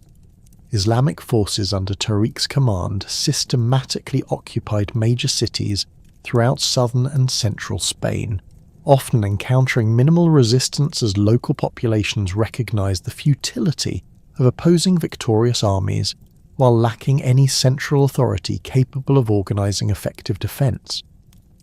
The speed of this conquest reflected both Islamic military efficiency and the extent to which Visigothic political fragmentation had undermined the kingdom's capacity for coordinated resistance.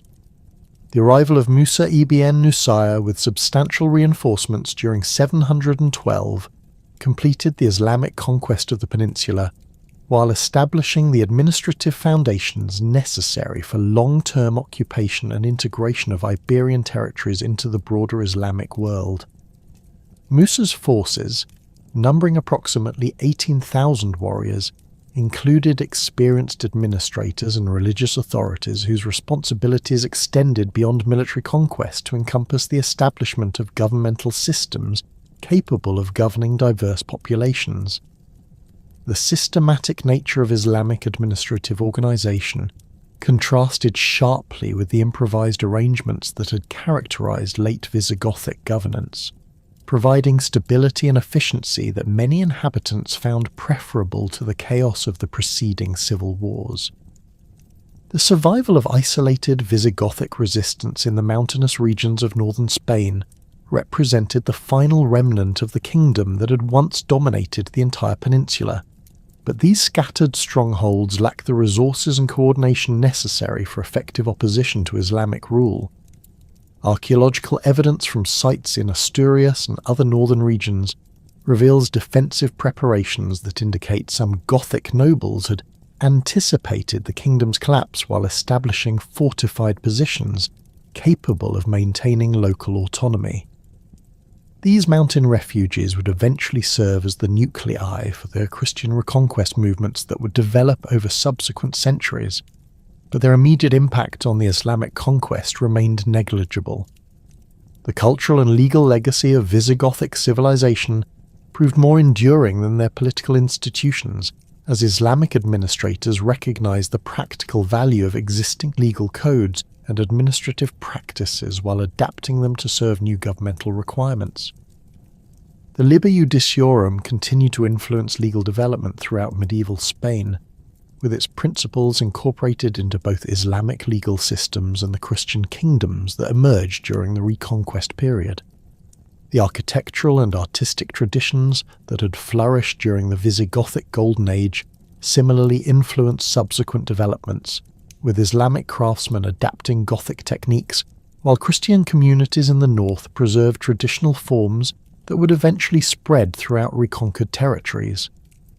The intellectual achievements of Visigothic scholars, particularly the encyclopedic works of Isidore of Seville, continued to circulate throughout medieval Europe regardless of the political changes that had eliminated their original cultural context. Islamic libraries in Spain preserved many classical and Visigothic texts that might otherwise have been lost, while Christian monasteries in the north maintained scriptoria that continued copying important works for transmission to other European centres of learning. This preservation of intellectual heritage ensured that Visigothic contributions to European civilization would survive the destruction of their political institutions. The Islamic conquest of 711 marked the definitive end of Visigothic rule in Spain, concluding nearly 3 centuries of Germanic governance that had transformed the Iberian Peninsula from a Roman province into one of medieval Europe's most sophisticated kingdoms. The speed and completeness of their defeat reflected both the internal weaknesses that had developed during decades of political instability and the superior organization of Islamic forces that represented a new type of political and military system. While isolated Gothic communities would persist in mountain refuges for several generations, the great age of Visigothic civilization had ended, leaving behind architectural monuments, legal codes, and intellectual achievements that would influence Spanish development for centuries to come.